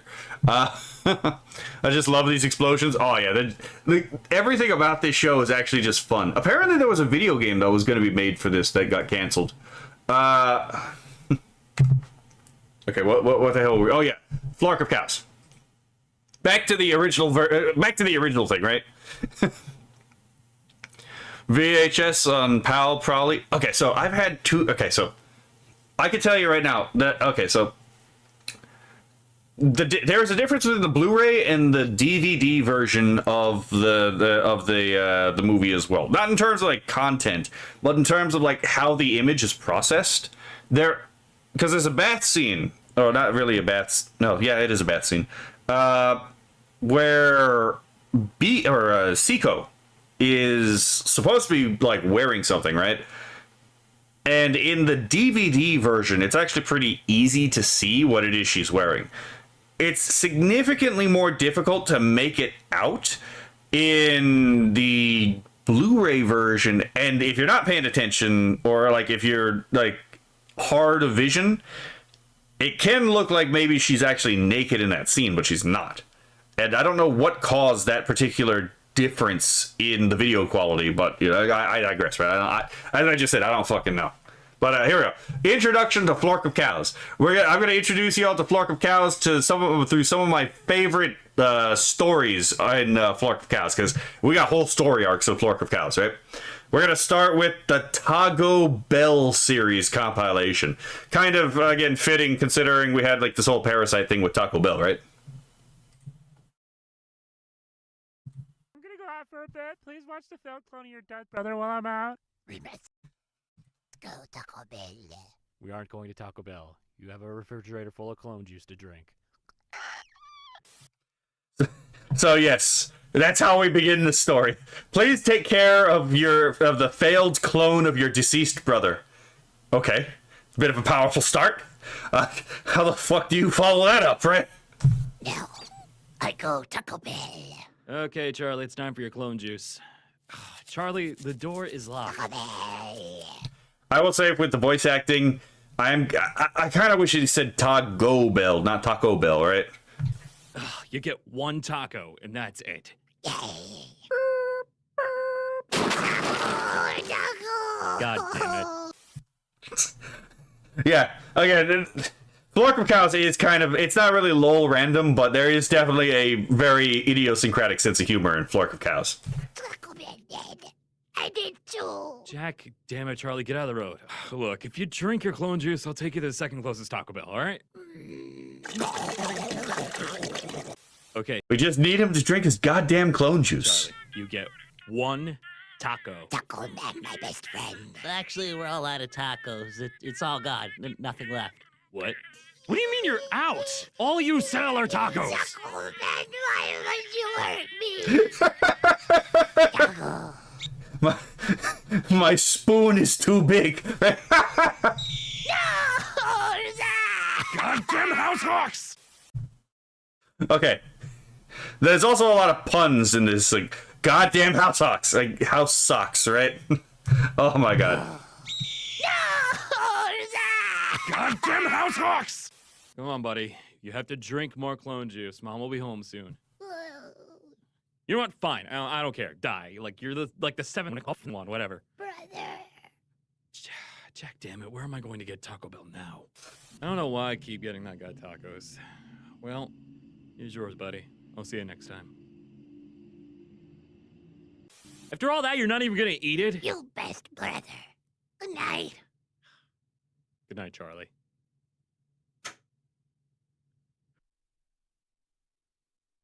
Damn it, Again, just... I love this shit. Oh my god. Charlie, where are you? It's time for clone juice.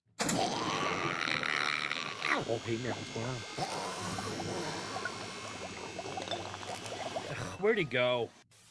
Now we're getting into the meat of a Flork of Cows story. Holy shit. No! Murder and Pesto, what the f are you doing? I just got him that. To the ground below! Taco Bell. Here, just take mine. It's the last one. Taco. Which baller were you for Taco? Who the f are you guys? Like all the fucking crazy shit we just saw earlier. Like, who the fuck are you guys? It's like, how did you get into my base? How did you get into the basement lab? Thank you so much for saving the world. Here is your succulent reward. You receive Taco X1. You've been hacked by new page number cable 2018. Negative Taco X1.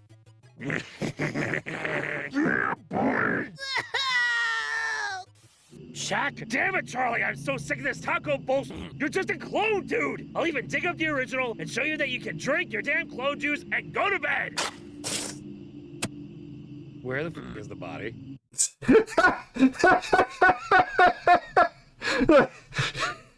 Okay, I'll come home early. No, for real. Why is Charlie's grave empty? And who are these guys that keep showing up? Don't talk to them. No! Why, Buff Frog? Why? I hope. Okay. I got a taco. What the fuck is this? It Trampler stoned. We morphed us. Let's see. Cub repels for Gruff. Shaw woke us.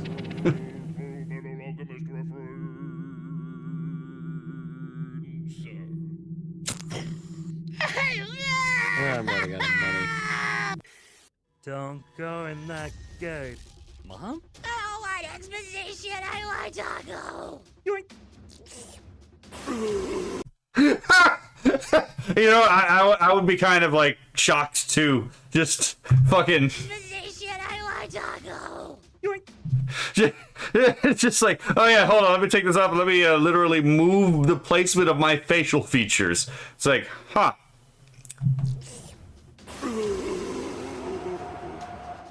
We who have resisted our temptations have gathered. Now, together we may all become one and revive the original. Charlie, the time has come.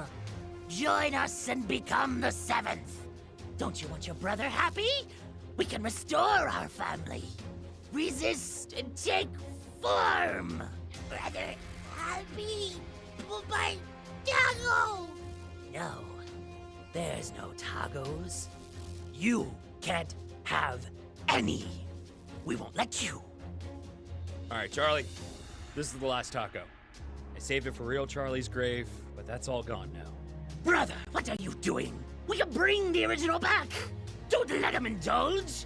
If you do, we will all turn to dust and miss the ritual. Yeah, that's true, but that doesn't mean you guys or this Charlie are not my brothers, though. First Charlie has been dead a long time, and I moved on. I love you all just the same. Charlie, hurry and eat the tacos. Charlie, please resist. That's how our original died. To confront the original death means you will suffer the same. Join with us. Give our brother the happy ending. It's okay, buddy. If this is what you want, I won't stop you. Taco. Fucking wild ride.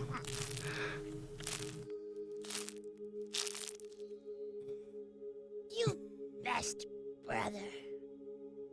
We go Taco Bell tomorrow too. Yeah.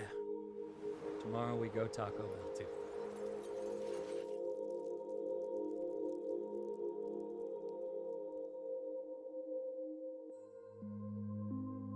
You sure order a lot from here. It's not for me. It's for my brothers. The end. Yeah, a lot of Flork of Cow stories are kind of like this, to be perfectly honest. There's just wild absurdism. Just made me think of something else. I'm gonna DM it to you. Okay, fair enough, man. Kura, have you ever actually, like, read a Flork of Cow story? Like, outside of Charlie and the fucking clone juice, there's also the Ballad of Ung, which is a fucking classic, to be perfectly honest. Well, that turned out dark. Yeah, Flork of Cow stories can turn out either very dark from like a unsuspecting place, or very lighthearted from an unsuspecting place, right? Ballad of Ung is another one of those. It's definitely not going to end the way you think it will. So, how'd you get like this? Oh, god damn it, I forgot. Okay, there we go. Biggest club, make most wives. Men mad at for many wife. They freeze and club. Give club, or kill you. My woman and dog bucks have no fur for winter. Her meat will freeze. That is Tinder, It's how we find partners. Why do this? Club stronger, club faster, club romantic. We don't use clubs anymore. We hit their hearts, not their heads. Never hit chest. Gentlemen. Never hit chest. Gentlemen. What the fuck? Alright, man. Notice small man, no club. Give club is small club. Not big and mighty like but is club. Small man is weak. No wives to protect him from Great Night Tiger.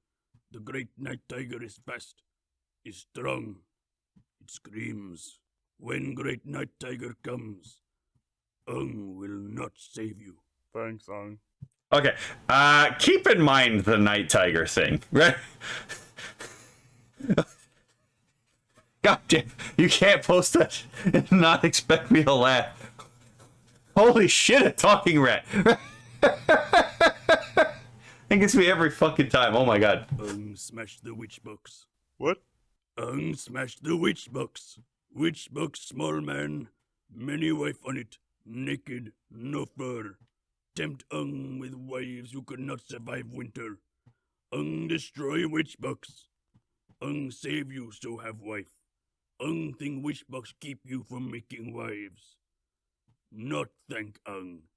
Ung is strong. Ung make you man. He means well. He means well, but holy shit, man, that's gonna be an expensive repair. Why small men think getting wife hard? Ung has meat. It's not that easy. No, Ung show you is easy. Pretty girl. Me, Ung. Ung has biggest club. Ung is strong. Ung no want you as wife. Ung think you not survive winter. Ung satisfy urges, but will give you food. Yeah, okay. Why not? Ung, you're pretty smart for a caveman. Once was wise elder, so old. Ung meet him. Ung ate him, so now Ung has his smart. Unfreezing you was a bad idea. I mean, to be fair. Okay, so to be fair, to Ung's point, this is actually a real reason why funerary cannibalism is still practiced in some areas of Papua New Guinea, right? The idea that, like, again, the wisdom or the spirit of the ancestor can be passed down through being consumed by their living relatives. By the way, if you're looking up like what exactly to look up for that, it's called a mortuary feast. But yeah, so that there's an actual reason that, you know, people have actually done this in the past. And the reason why the Polynesians would eat their enemies, actually, sometimes, is because they believed that by doing so, they could develop a stockpile of mana or spiritual authority. Let's see, Canuck says, I believe the Southerners would say, bless his heart. Oh, yeah, Ung, this is going to be a wild ride. Who is this? Small man know that in pack. Ung come to place with him. Ung show him to hunt, make wife, and learn of night tiger. Ung make him strong, but nice to wives, like bee on flower. Sir, I'm going to call the cops.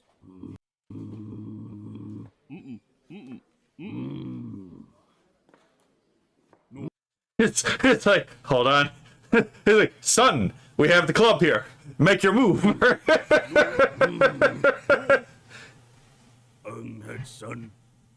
Son smart, strong. Night tiger. Take son. Yay, prion diseases. Ung not strong enough for night tiger. Lost many friend and son.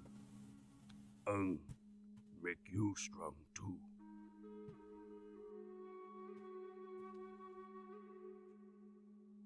What a fucking turn in the story, right? I'm trying to do for you what I could not do for my own son. It's like, damn, man, why you gotta bring the mood down like that? What the fuck? At least thanks for the heart-to-heart, I guess, right? Night tiger use no claw. Night tiger make sick from inside. Keep from eating. Keep from sleeping. Night tiger eat happy from inside. Soon, no do nothing. Give up. Ung think for every person is night tiger. Wives soon stop eating. Ung make all wives his. Make them happy and safe. Ung has biggest club. Night tigers stay away. Night tigers scared of love. Night tigers smart. Make friends mad at Ung for keeping women in cave. Friends bury Ung in snow. Keep Ung there till sleep. Ung fine night tiger. Crush head.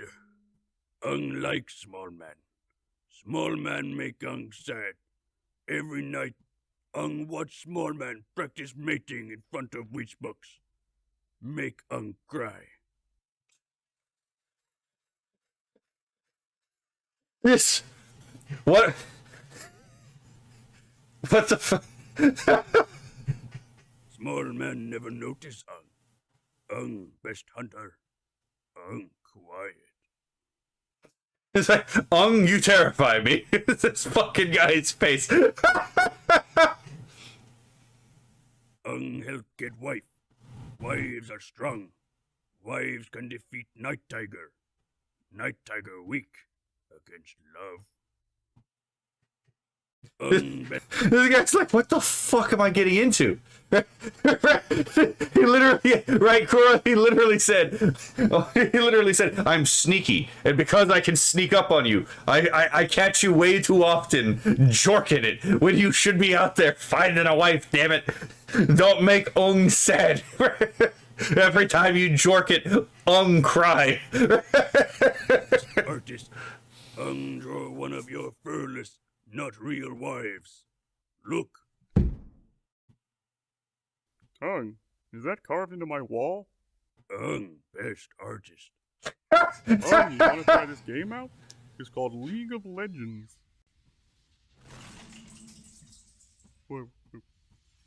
What? That's not right. You won and ranked up to Challenger tier? Best at video games. He's like, well, I can't hunt, so I had to do other stuff, right? Fucking, that would be the funniest thing ever. It was like, oh yeah, the caveman comes to the modern times and there's a lot of time on his hands, so he just gets really fucking good in video games. That could be a fucking light novel, to be perfectly honest. So, Ballad of Ung is one of the longer Flork of Cows stories, but it gets good. Trust me. No like person live next to and friend cave. Hello. Hope have good day. Nice.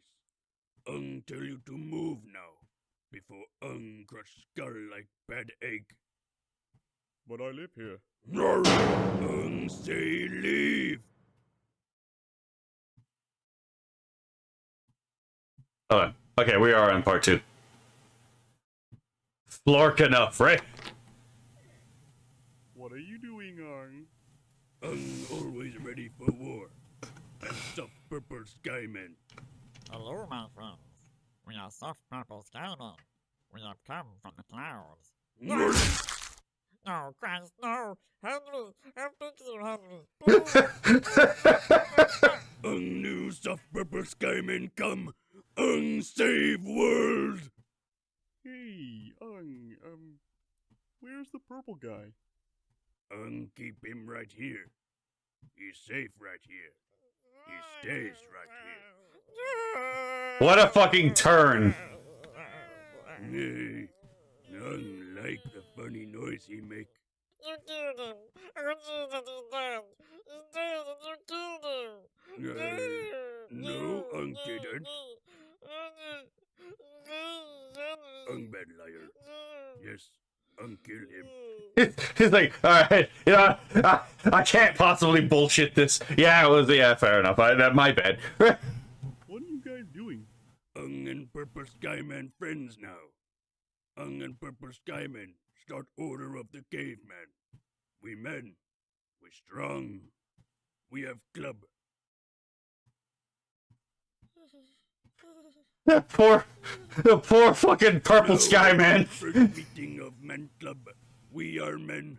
We hunt. We're skymen and you get tiger hide. We went to Ross Dress for Less.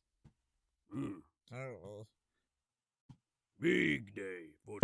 Poor purple sky man's got fucking survivor's guilt. He's refusing to develop Stockholm syndrome. Teach him to hunt. Forgot purple sky man. Oh. Poor friend. Man, now's your chance. Get out of here. But you guys eat me. But Skyman on club look cool. Where other Skyman, so can cover club more. Well, yeah, he did ask him to kill him, so I guess he's getting his wish. Alright, last part of the Ballad of Ung. Or at least I think it's the last part. Now show you what do with meat after hunt.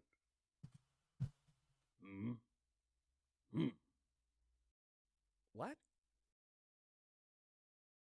He's literally taking that one spell book's like approach. Is like, you may entice a woman by giving her a piece of cheese. It's like, what? Notice small man no sleep well. Make drum. Drum help sleep. Play you sleeping sound for sleep. I have this exact frame, by the way, as like a fucking reaction face. Okay, Young. This is a cell phone. You need to learn to use one, so I want you to order a pizza.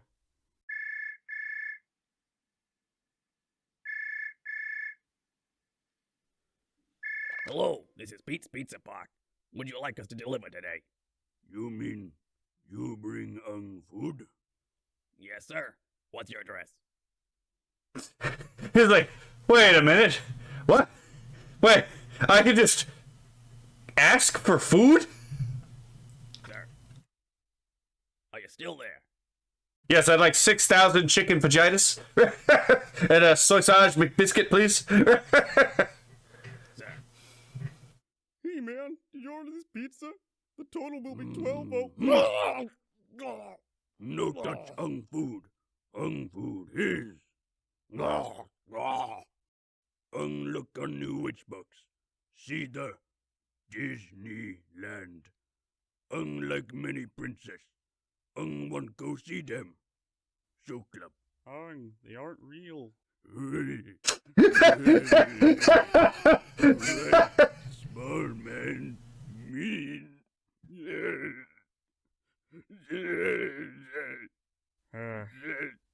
Okay, we can go to Disneyland to see the princesses. Yay! Hi! Chicken water. Welcome to Disneyland. Can I see your tickets, please? We had to buy club tickets and a half. Watch evil witch box. See thing called circus. Many men called clown go in car. Find thing called car. And men called clowns. And made them do it for him. Oh yeah, that one circus trick with the clowns. That's cool that they showed you. What small man mean trick? No trick. Never lie. Make them do it. Strong. The fucking blood just all over the club. This man's just murdered. He just murdered a bunch of people.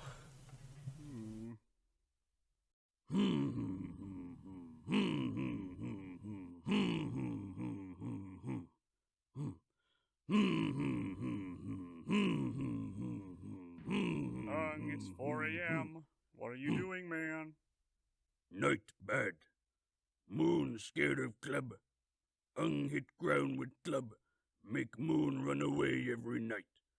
Every bunk. Moon away a little more.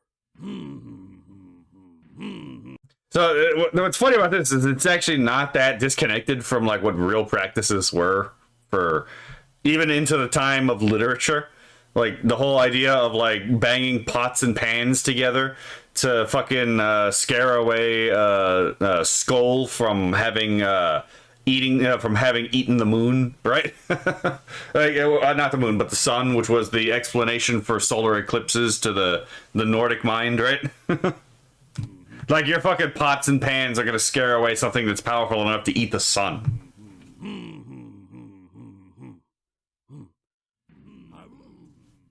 Yeah, only 3 more hours. This poor man. What's wrong, Young? You don't look that well. Miss home. It's okay, Young. Let's work it out. Young, can you hear me? Young. I waited so long for you. Bit of a turn. You don't even belong here. You have no one. But I'm here. Hey, Hey, what's wrong, buddy? Many bad thoughts in head make sad and insecure. What is that? Stay back, small man. The pots and pans scare away big animals, so it must scare away the moon. I mean, the logic is there, I guess. Save you. You take son. You not take small man too. Nay. I came for you, not him. Need take walk alone. Hey, you! Night cunt! Get away from him! How the fuck does he lift this? Fucking heavy. Don't worry, pal. Let's smash this thing. Ooga, ooga, shakalaka. Ooga, ooga, shakalaka. Ooga, ooga, shakalaka. Ooga, ooga, shakalaka. Ooga, ooga, shakalaka. Ooga, ooga, shakalaka. They don't care. No. Unstrung, but unstronger with friend. I'm not too alone now. Longer.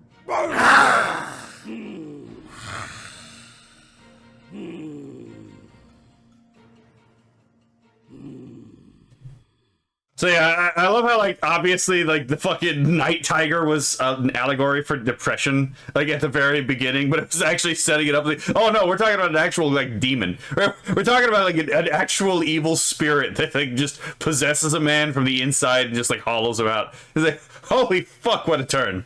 Where have you been? In a time machine. Can I take you to his original time and bring you home? I don't understand. If you could make a time machine this whole time, why didn't you do this earlier? Or even save your friend?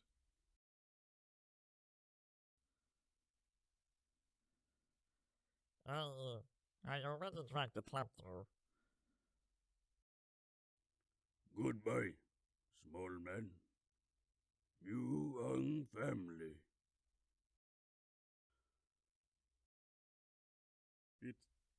It's just behind my house, though. Petrified wood. Night tiger equals depression. Right up until the point where it actually turned out to be a real thing that other people could see. It's like, ah, yes, it's an evil thing. It's just an evil ghost that whispers into your ear. It's like, uh-oh. I think we're outside of the psychologist territory. Dear small man, Purple Skyman teach Ung to write before he leave. Ung old now. No lift club anymore. Put down last time. Ung miss you. Ung love you. Ung happy. Big family. Friends apologize to Ung. Fight together. Strong. Small man, be strong too. Ung leave club here for you. Purple Skyman said would get to you. Goodbye, small man. Remember to lift big. Become big man.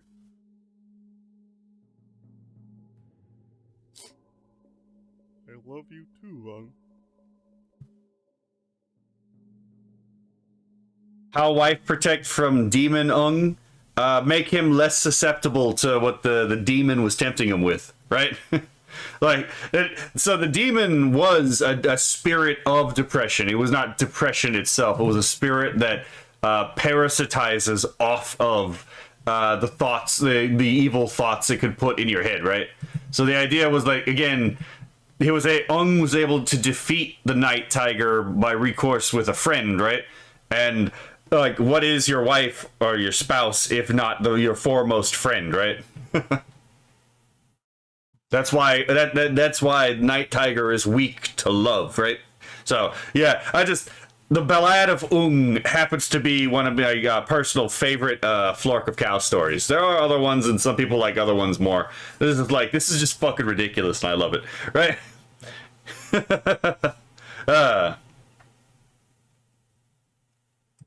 But yeah. So if you've never, oh wait, that's not the button I meant to press. But yeah, if you want to like, I'm just gonna put this on one more time because again, this gets me every fucking time. But if you get the opportunity, I would suggest reading Flork of Cows. It's actually a really fun series, and most of them aren't longer stories. Most of them are just like one-off jokes. It's like, okay, that's actually kind of funny, or it's like I have no idea what's going on, but it's entertaining nonetheless, right? All right, I'm gonna play this again. Worms, worms inside your drip. Worms, worms inside they rip. Worms, worms inside they squirm. Worms, worms inside they yearn. Worms inside your flesh and bone. Worms that eat until they're grown. We all have worms one day, we must, as sure as death.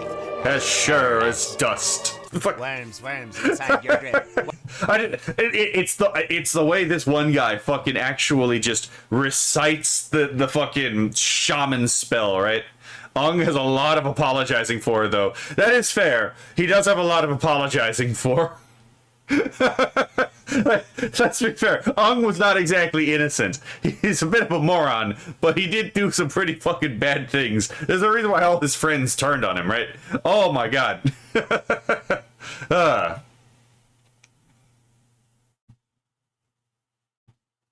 Yeah, I can't think of anything like comic-wise for this, so I guess that'll be the end of this little comic detour, right? Oh, by the way, Kura, I did see the thing you sent me. That is actually pretty fucking hilarious. Right in front of my big titty police girl. Oh my god. I'm gonna have to steal that. Alright, it's 23:21. We got a little bit of time.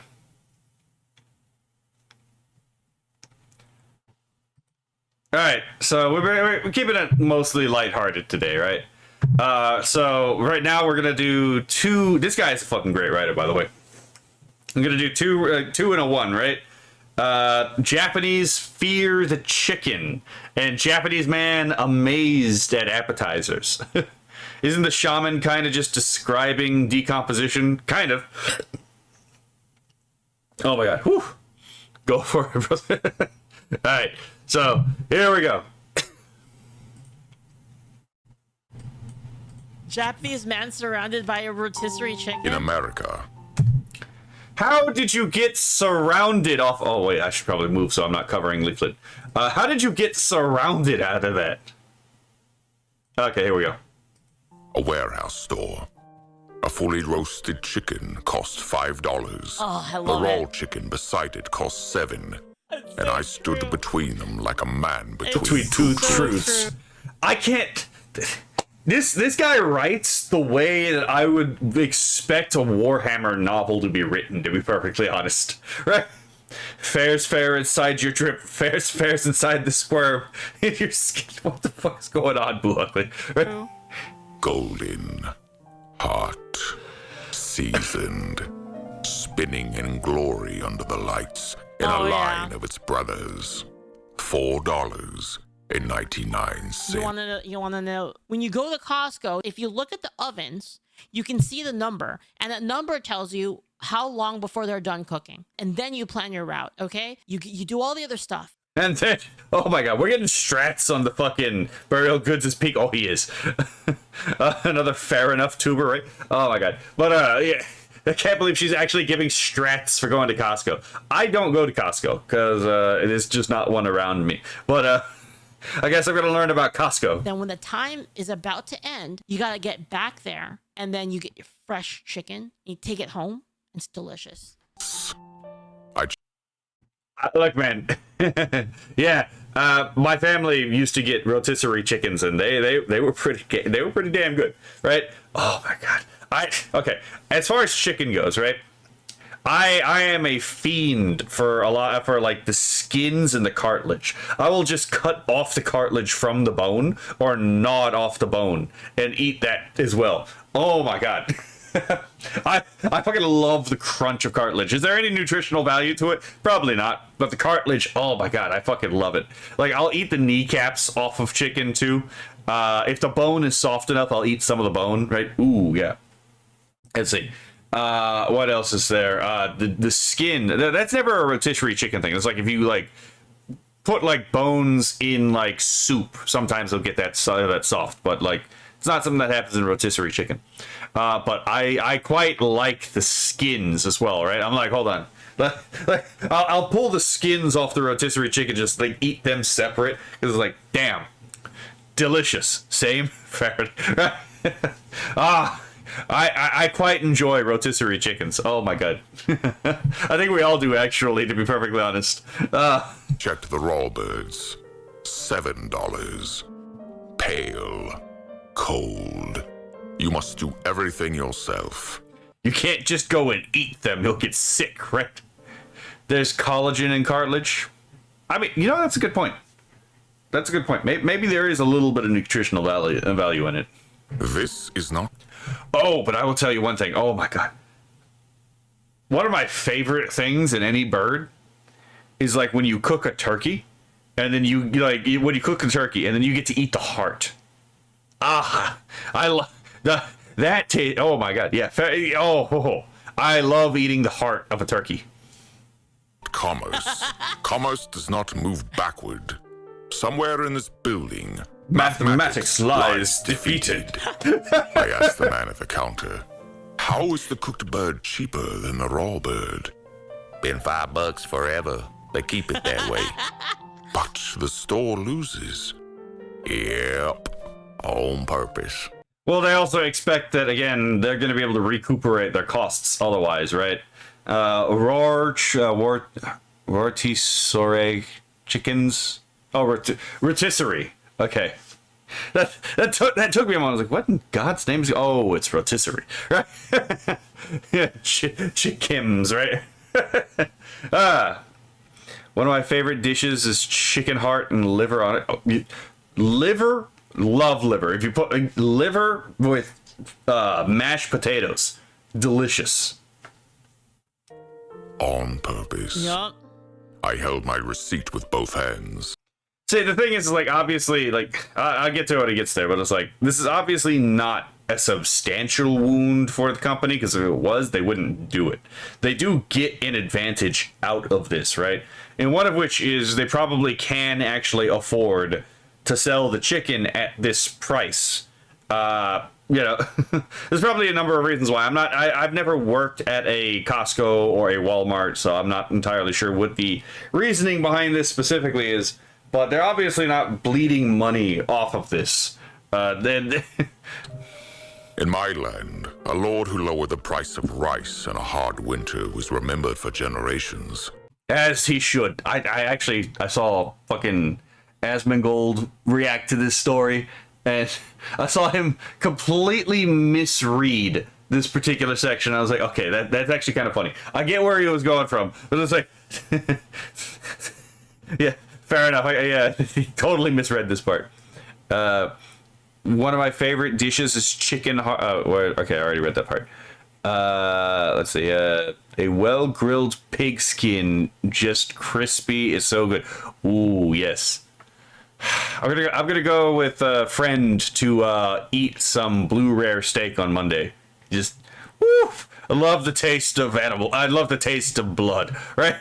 Oh my God! Actually, you know, when you're cooking pork, and like when you're cooking pork, right? Obviously, the pork bleeds, and then the pan actually sears the blood itself, so the blood becomes this congealed protein. Oh, delicious. Let's see. Steady flow of customers if price is low. Exactly, right? So that and if you're going in for the chicken, you're probably not just going in there for the chicken. You're probably going to buy something else as well, right? So whatever money you lose on the chicken, you're making up elsewhere. Let's see. Well, a grilled pig... wait, okay, I already read that part. Money comes from the subscription. Possibly. Again, blood is full of minerals and nutrients. Oh, yeah. I mean, yes. True. Man,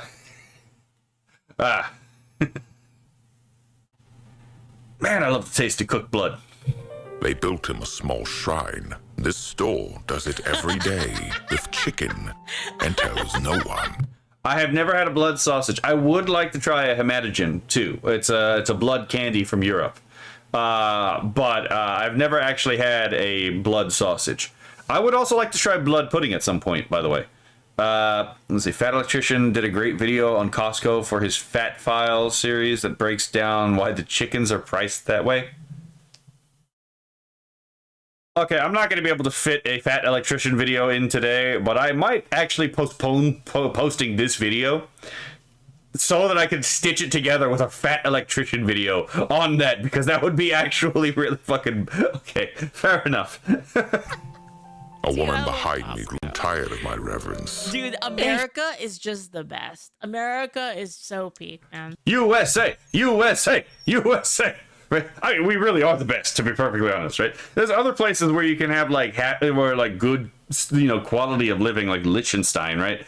But in all honesty, America is the objectively best place. Oh, it depends, I guess. Like if you're living in California, it'd probably be better to live in Liechtenstein. But there are, the good places in the United States are much better than the good places in Europe, right? Oh my God, New Hampshire. I envy New Hampshire so fucking much. It's just a chicken, sir. It is not just a chicken. It is a wound the merchant takes on purpose. So that anyone on any day with $5 eats like a lord. That's true. The bird. That actually is eating like a lord, by the way, if you didn't know that. Eating a roasted chicken was crazy shit. Yeah, she's not, well, I mean, kind of. She's not entirely wrong. Like, the peasants did eat fowl because they actually did cultivate fowl. But, there's only so much you could eat, so it was a more rare thing back in the day. Because, you couldn't deplete your chicken reserves, right? They had to still fulfill their function of providing you eggs and other materials. Yeah, so, yes. Even the poor nowadays, in many respects, live better lives than the fucking lords of the Middle Ages. I prefer eating hearts and livers raw, dripped in honey and soy sauce. You are a different kind of animal than me, because especially I'm not doing that with a bird. Chimkin, exactly. We. Oh my God. My brain just went somewhere totally different with that. Apparently, my brain just concocted a duality of terms, right? Are we chimkin out or are we chimping out, right? Oh my God, I'm reading Flork of Cows, fucking insane. Well, exactly, right? Oh my God, I'm so glad I got to introduce people to Flork of Cows. Absolutely, you're gonna love this shit if you actually give it a shot. The message, the price, is the vow. I will confess. This is fucking art, by the way. I bought 2. I did not need 2. The second was not hunger. It was gratitude. And it was delicious. Why not, right? If you've never experienced something like this, right? Like the lady in the beginning earlier is like, it's just a chicken, sir. It's like, yeah, it's because she's used to this treatment, right? But this person is not used to this treatment. It's like, this is wild decadence of a land of wealth beyond my comprehension, right? Of course, this guy, it's like, I'm gonna buy 2. Fucking, the generosity here is bespoke, right? Some prices are not prices. They are promises. They are promises. I return every week now. I take 1 bird. I bow toward the deli briefly so as not to alarm the staff. They have begun nodding back. The vow holds. The bird turns. $5. The bird turns. That's my favorite line in the entire short story here. The bird turns. This guy and another Japanese account just writes such fucking compelling accounts of just being bewildered by the United States, right? I will say, one of the things that's definitely bewildering about the United States to people is like when you go up north and the people who are actually seemingly rude are actually the nicest people, right? But the people who seem to be nice are fucking absolute cunt bastards, right? It's a weird thing. It's a weird thing, like the north fucking eastern part of the United States. It's like the guy who calls you the guy who seems to be much more rude is actually really fucking nice, right? He'll actually help you. But the guy who has this air of being a nice person is an absolute cunt who will just leave you to rot, right? Whereas, like, in the South, it's just like, the guy who just seems like he's a nice guy might actually just be a fucking nice guy, right? But the guy who also might, the guy's acting, it's an inversion of what you would expect in the North. It's like, huh, fascinating. Because you got to remember, there are some of these damn Yanks actually are good and decent people, right? It's only the other Yanks that give them the Yanks a bad name. NFT idea, bored imps, demonic short stacks of low ambitions. Damn. we're imping out. Long may it spin. This is art. I love it. Look at the bird turns. Long may it spin. It's like, this is brilliant prose. Holy shit. Mambo. I really think you would like Argo Squirrel Narrates. You know what? Hold on. I'm not going to look him up right now, but I'm going to subscribe to him right now. Agro Squirrel Narrates. Howling Mad Murdoch in Space. All right, I think I'm starting to see what he's putting down. Huh. I'll check this guy out. All right, Japanese man amazed at free appetizers. Let me move myself. Okay, son of a bitch. Oh my god. Okay. Fuji, not Fuji, but like fucking OBS is being a bastard. Okay, there we go. Let's see. In the South and West, good dude, I'd probably, good dude is good dude, and grumpy dude is good dude mostly. Yeah, exactly. USA. A Mexican restaurant. We had not yet ordered anything, and the food was already arriving. Okay, I actually was in the Kirsche. I wasn't in the Kirsche video, but like I was watching a Kirsche video where they were talking about like some restaurants are actually stopping giving a free appetizer because of the economic policies of the areas that they're in, and I'm like, well, yeah, you squeeze the businesses like this, and yeah, the free shit goes away because it turns out they have to make money, right? Wonder if it's the alien view of humans I read years ago. I have no idea what you're referring to. Chips, salsa, unrequested, free. I stopped the waiter. We have not earned these. Hey, they just come with the table, man. They come with the table. In my land, hospitality is a debt. Every gift creates an obligation, weighed carefully, returned in the proper season with interest of feeling. Here, the gift arrives before you've even proven you can pay for dinner. Okay, actually, hold it. I gotta pause this because this actually reminds me of something. I found a channel, and I'm gonna have to react to one of the videos because they actually bring up a good point. That, like, there's a difference between, like, how Australians and Europeans understand interaction than how Americans do, right? Where it's like, oftentimes in Europe and in Australia, they'll just leave each other alone, right? And they won't really engage in, like, bridging contact between each other to create a conversation, right? And they expect when that happens over there that you're trying to get something out of someone when you do that, right? And that taints a lot of perceptions on how Americans actually operate, right? And there's this one guy who's apparently been living in the United States for like 10 years, but he was raised in Australia. And it took him a long time to realize that when Americans just start conversations with random strangers, the conversation is the point, right? Oftentimes, Americans are not actually looking to get something out of a random conversation with someone that they've never met.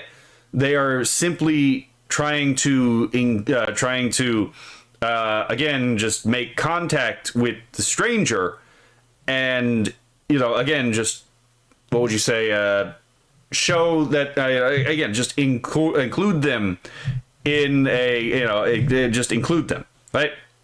So there's actually no expectation of obligation for the random act of kindness in the United States, right?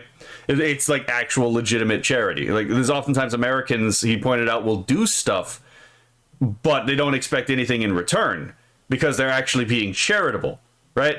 Whereas that's not often the case in Europe or in Australia.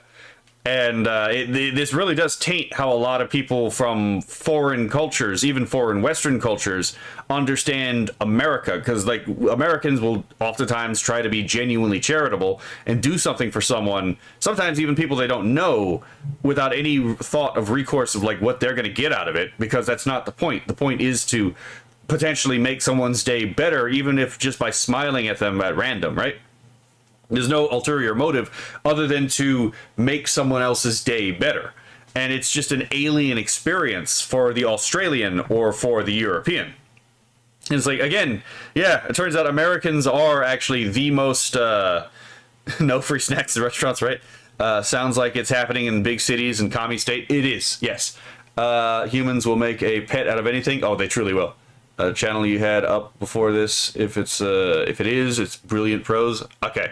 What was I saying? Oh yeah. So I'm gonna see if I can find that so I can react to it at some point, because it's actually very enlightening, right? Because it explains a lot of European and Australian skepticism is born out of how they understand people based on their own experience with their own culture.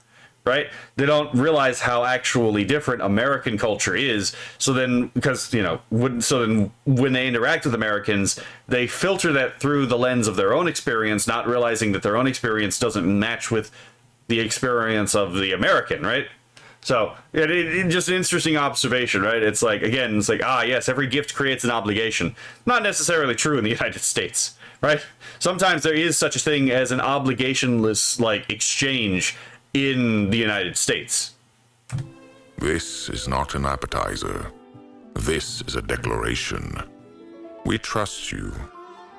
Eat. I ate with the gravity the moment deserved.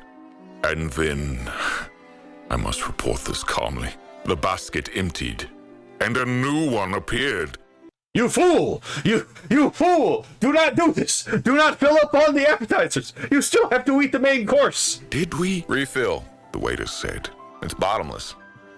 Bottomless. They have wells of salsa. The supply lines of this nation are beyond... Would explain why a lot of Euros cried going home. Yeah, I mean, to be fair, again, Europe and Europeans don't really understand how America works, right? Just like how I'm certain a lot of Americans don't understand how Europe works, to be perfectly honest. And why would we, to be perfectly honest, right? Like, what the hell is like the inner workings of the European Union going to do for any of us, right? In Canada or the United States, right? Fuck all, nothing, right? It's an entirely different country, right? I'm not going there. I'm not going to live there. That is the same thing with like the European Union. Like, what the hell does it mean? What is the inner workings of the United States or Canada mean for like a fucking German or like a Portuguese or even a British, like, or even like a like an Englishman or a Welshman, right? It means nothing, right? It's not like they're ever going to come over here for them. Like most of them are ever going to come over here. It's not like they're going to live here, right? And we saw that exactly from, like, again, them coming over and actually experiencing it for the first time and realizing, it's like, holy shit, this is totally unlike anything that I've ever actually experienced before, right? It's like, well, yeah, it's like, we're fundamentally different people. Like, we are. It turns out the American is nothing like the European. Like, just legitimately speaking. If you're a productive member of society, y'all are welcome back, right? Wait, was that a Kirsche? That was a Kirsche. Let's see. We give gifts to raise the relationship level for a minuscule start bonus. Fair. But a lot of times it's like, yeah, but a lot of times Americans, even when the person, they don't expect someone to actually do anything with it, never expect to meet them again. Sometimes Americans will just do stuff for people. It's like, it's just totally mind-blowing to a large part of the world. Anything my ends. And actually, one of the other Japanese authors actually had that exact point that I read the other day on Twitter, where they had a story about their experience in the United States, where they saw that there was a young couple whose car broke down, right? And they explained that in Japan, it would already be expected that this couple would have called for someone to help come and get them off the road, right? But instead, what they observed was some total strangers, like not just one, but like multiple total strangers just like come by. It's like, hey, do you have this? Hey, do you have this? Hey, do you have this? And then just immediately get to work on helping them replace the tire. I've actually done this before, right? I've actually done this before, where it's like when I was younger, and like I'd still do this now, but like when I was younger, some poor bastards, that was again another young couple. Their car broke down, and then the family just went outside and like, hey, do you need any help? And then we helped this young couple who didn't know shit about their car. We actually just fixed their car then and there, right? We helped them change their tire. We showed them tricks on how to do all this stuff because they didn't know how to do any of this stuff. So we didn't just help them replace their tire. We also gave them tips and tricks on how to actually make sure that like their car is being maintained at the same time. And we never saw them again. We never expected to see them again, right? We just like, hey, if I was in that position, I would like someone to come help. So then we just went out there and helped, right? There was no expectation of reciprocity because we didn't expect to ever see them again. We never did, right? It didn't mean that it had no bearing whether or not we were going to get out of it, that we didn't, to help to help them. It was just a thing that we did. And this Japanese account actually explained seeing this in the United States and was totally flabbergasted by it, to be perfectly honest. I was totally flabbergasted by it. I was like, you know what? Actually, that does make sense. Because if you do expect that, like, you don't want to cause, again, in your culture, you don't necessarily want to be a burden on anyone else, right? So then you just, like, mind your own business. You call for a tow, you call for someone to help you, and then you just deal with that. You're not expecting anyone to come by and be like, hey, do you need any help? Let alone, like, a guy in a truck being like, hey, do you need to help change? Do you have a tire to change? No? Okay, hold on. I got a tire for you. Or someone else to pop up and is like, hey, how long have you been out here? Do y'all have any have y'all had any water? And there's just like 5 other people stop to help. It's a completely alien experience to these people. Unmanned fixed car. You have good day. Basically, yeah. Actually, we should all have this attitude. I mean, we should. But the thing is like, again, it makes sense that like in Europe, in Asia, in a lot of places, they don't have this particular idea. Because here's the thing. If you don't have the disposition to get into small talk, and I'm not a big fan of small talk, but I'll still do small talk like with a stranger, like if there's like nothing else to do, right?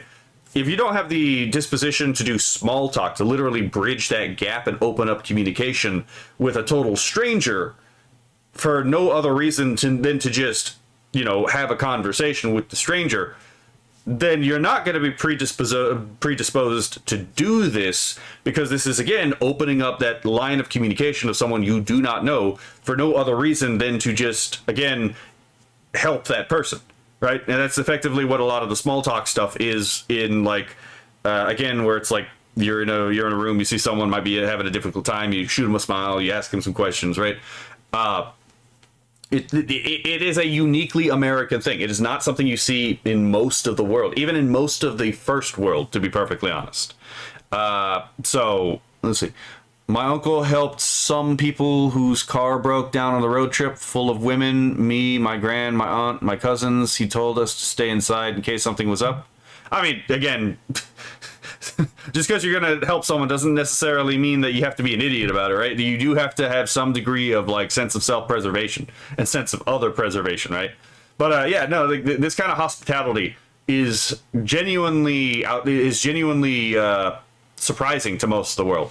Even the idea of ice, like in America, we take, and I always have to ask no ice because I don't actually like ice in my drinks. But like, in America, we even take like ice in our drinks as like a given. Whereas in much of the world, you have to ask for ice. It's not something that you expect to just be assumed in your drink, right?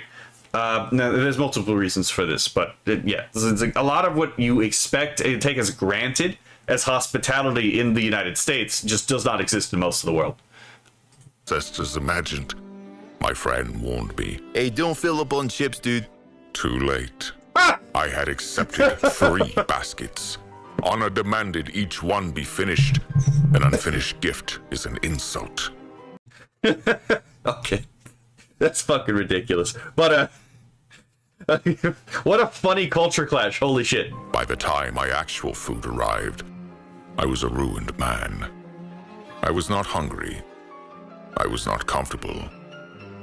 I had been defeated by a courtesy. I had been defeated by a courtesy is a powerful fucking line. Cold water is fine, ice water is divine. I mean, I'm not a big fan of cold drinks in general. But I do understand, like, again, most people prefer, like, ice water, for example, or cold water. I do get it. It's just like, I'm not a big ice water person. Generosity that arrives before the request cannot be repaid. It can. That's actually kind of the point. Like, that line right there actually sums it up. Generosity that arrives before the request cannot be repaid. It's not expected to be repaid. Only be survived. I know the rule now. I have made my peace with the basket. One basket. Two at the most. Oh, who am I deceiving? There is no number of baskets I would refuse. The trust of a nation is in that salsa, and I intend to honor all of it. This fucking brilliantly written, to be perfectly honest. Holy shit. I love the way this guy fucking writes. Holy crap. Yeah. So I'm gonna have to find one of those videos just talking about, again, people talking about like hospitality that does not exist. He's gonna explode. Oh yeah, I think he kind of did actually. One itty bitty little wafer couldn't possibly hurt, right? Oh my god. Japanese man astonished by Waffle House. Well, I think I know what I'm gonna react to at a later time, right? Salsa is good. Oh my god. Hold on. Before I jump to like to change the to get everyone to another stream because I'm about to hop off, but I think it was in Kirscha's one of Kirscha's recent videos actually. I don't know if it was Poisonous Dreams or if it was I Need a Hero. I think it was one of these two, but it might have been the BLM Made in China one, but Kirscha apparently, like at 12 years old, found out she was allergic to peppers, and she cured her allergy to peppers by literally drinking a common antihistamine. It's like that you drink. I don't remember what it's called. She just like an over-the-counter antihistamine, and then eating very small amounts of salsa because she loves salsa, right? And just over time, she managed to train her body to no longer be allergic to peppers by just micro-dosing on an allergen and then macro-dosing on an antihistamine. I'm like, you crazy fucking bastard. I mean, if it worked, it worked. But this is like the people who make themselves lactose tolerant by drinking so much milk that they become physically ill. It's like, why the fuck are you doing this? What is the point of this, right? Like, you just repeatedly drink milk to the point you become sick. That way you train your body that to not be lactose intolerant. It's like, what in God's name, right? Oh my goodness. Oh, I forgot to change the fucking image. Fuck! I'm gonna have to change that. Oh wait, hold on. I should probably stop the recording.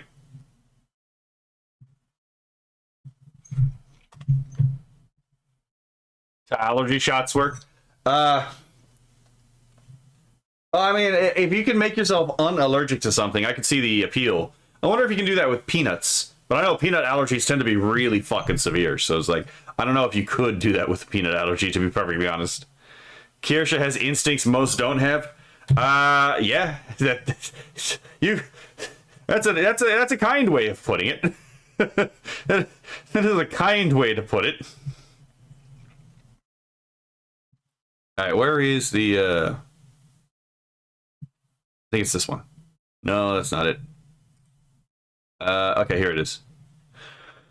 All right. Oh, okay, that was my spine that I just popped. Okay, so I'm gonna put it on the original version of the song because we heard the remake a moment ago. Stop being allergic. That's how I stop being allergic to everything in my town. I mean, again, if it works, it works. Okay, so let me set up the YouTube and the. I think I figured out why my last stream on YouTube didn't, like the last time I tried, didn't actually go through properly. It's because I ended it on OBS, not on YouTube's end, and so it didn't actually redirect. So I'm gonna test to see if it redirects this time. Because hopefully I'm trying to get it to where I can actually, you know, consistently redirect at the end of the YouTube streams. I don't usually have enough on Kick to do that, so it's just I guess it just like doesn't work all the time. Okay, let's go to user management. Any suggestions on who might be on? Okay, hold on. Let's go to raid channel. Okay. I'm going to put the original version of the song on again. But if y'all have any ideas, let me know. This one's for every man who ever swore he'd quit and reach for the jug anyway.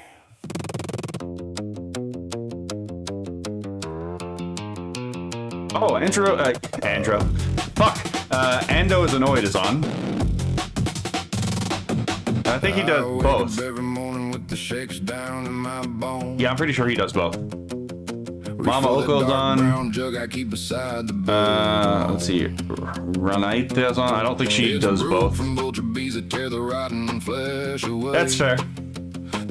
You have a good night, Philip. Turned after something I can drink today. Forgot I followed Tiny Pixie.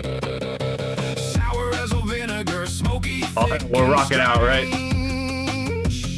Fermented in the darkness till it burns me just like shame.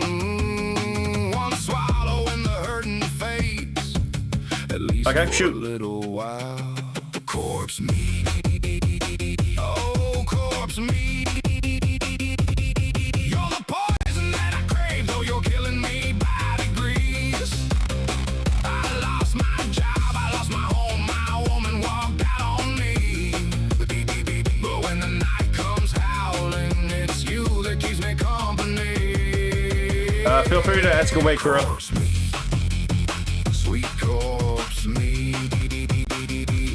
You're the root of all my troubles, Lord. I mean, you can put if you want to put me in a video, you can put me in a video. I'll still watch it, but you don't have to ask if you don't have to ask if I am okay with being put in a video. You can again put me in a video if you want to. But yeah, still send it to me. I'll still look through it and tell you whether or not I like it. Sayeko, Marin. Oh my god.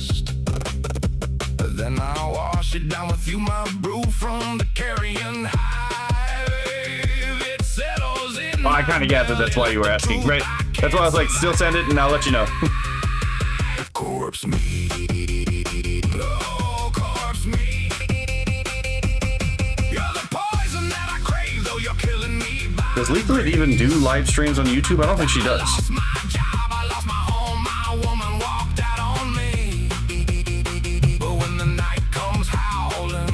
You that keeps me company.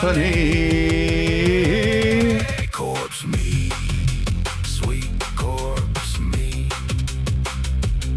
You're the root of all my troubles, Lord. But you're the only friend I see. I've buried friends who drank the same, watched good men waste away. Seen what this kind of poison does when it decides to stay. Damn. It feeds on what's already dead inside a working man. Yet here I am, still drinking. The song Chibi Reviews wanted in. Okay, fair enough. You have my attention. Corpse meat. Corpse meat. Corpse meat. Corpse meat. You wreck my life and break my heart, but I keep coming back for more. From the honey vultures that live off the dead. You're the root of all my sorrow, but I love you till the end.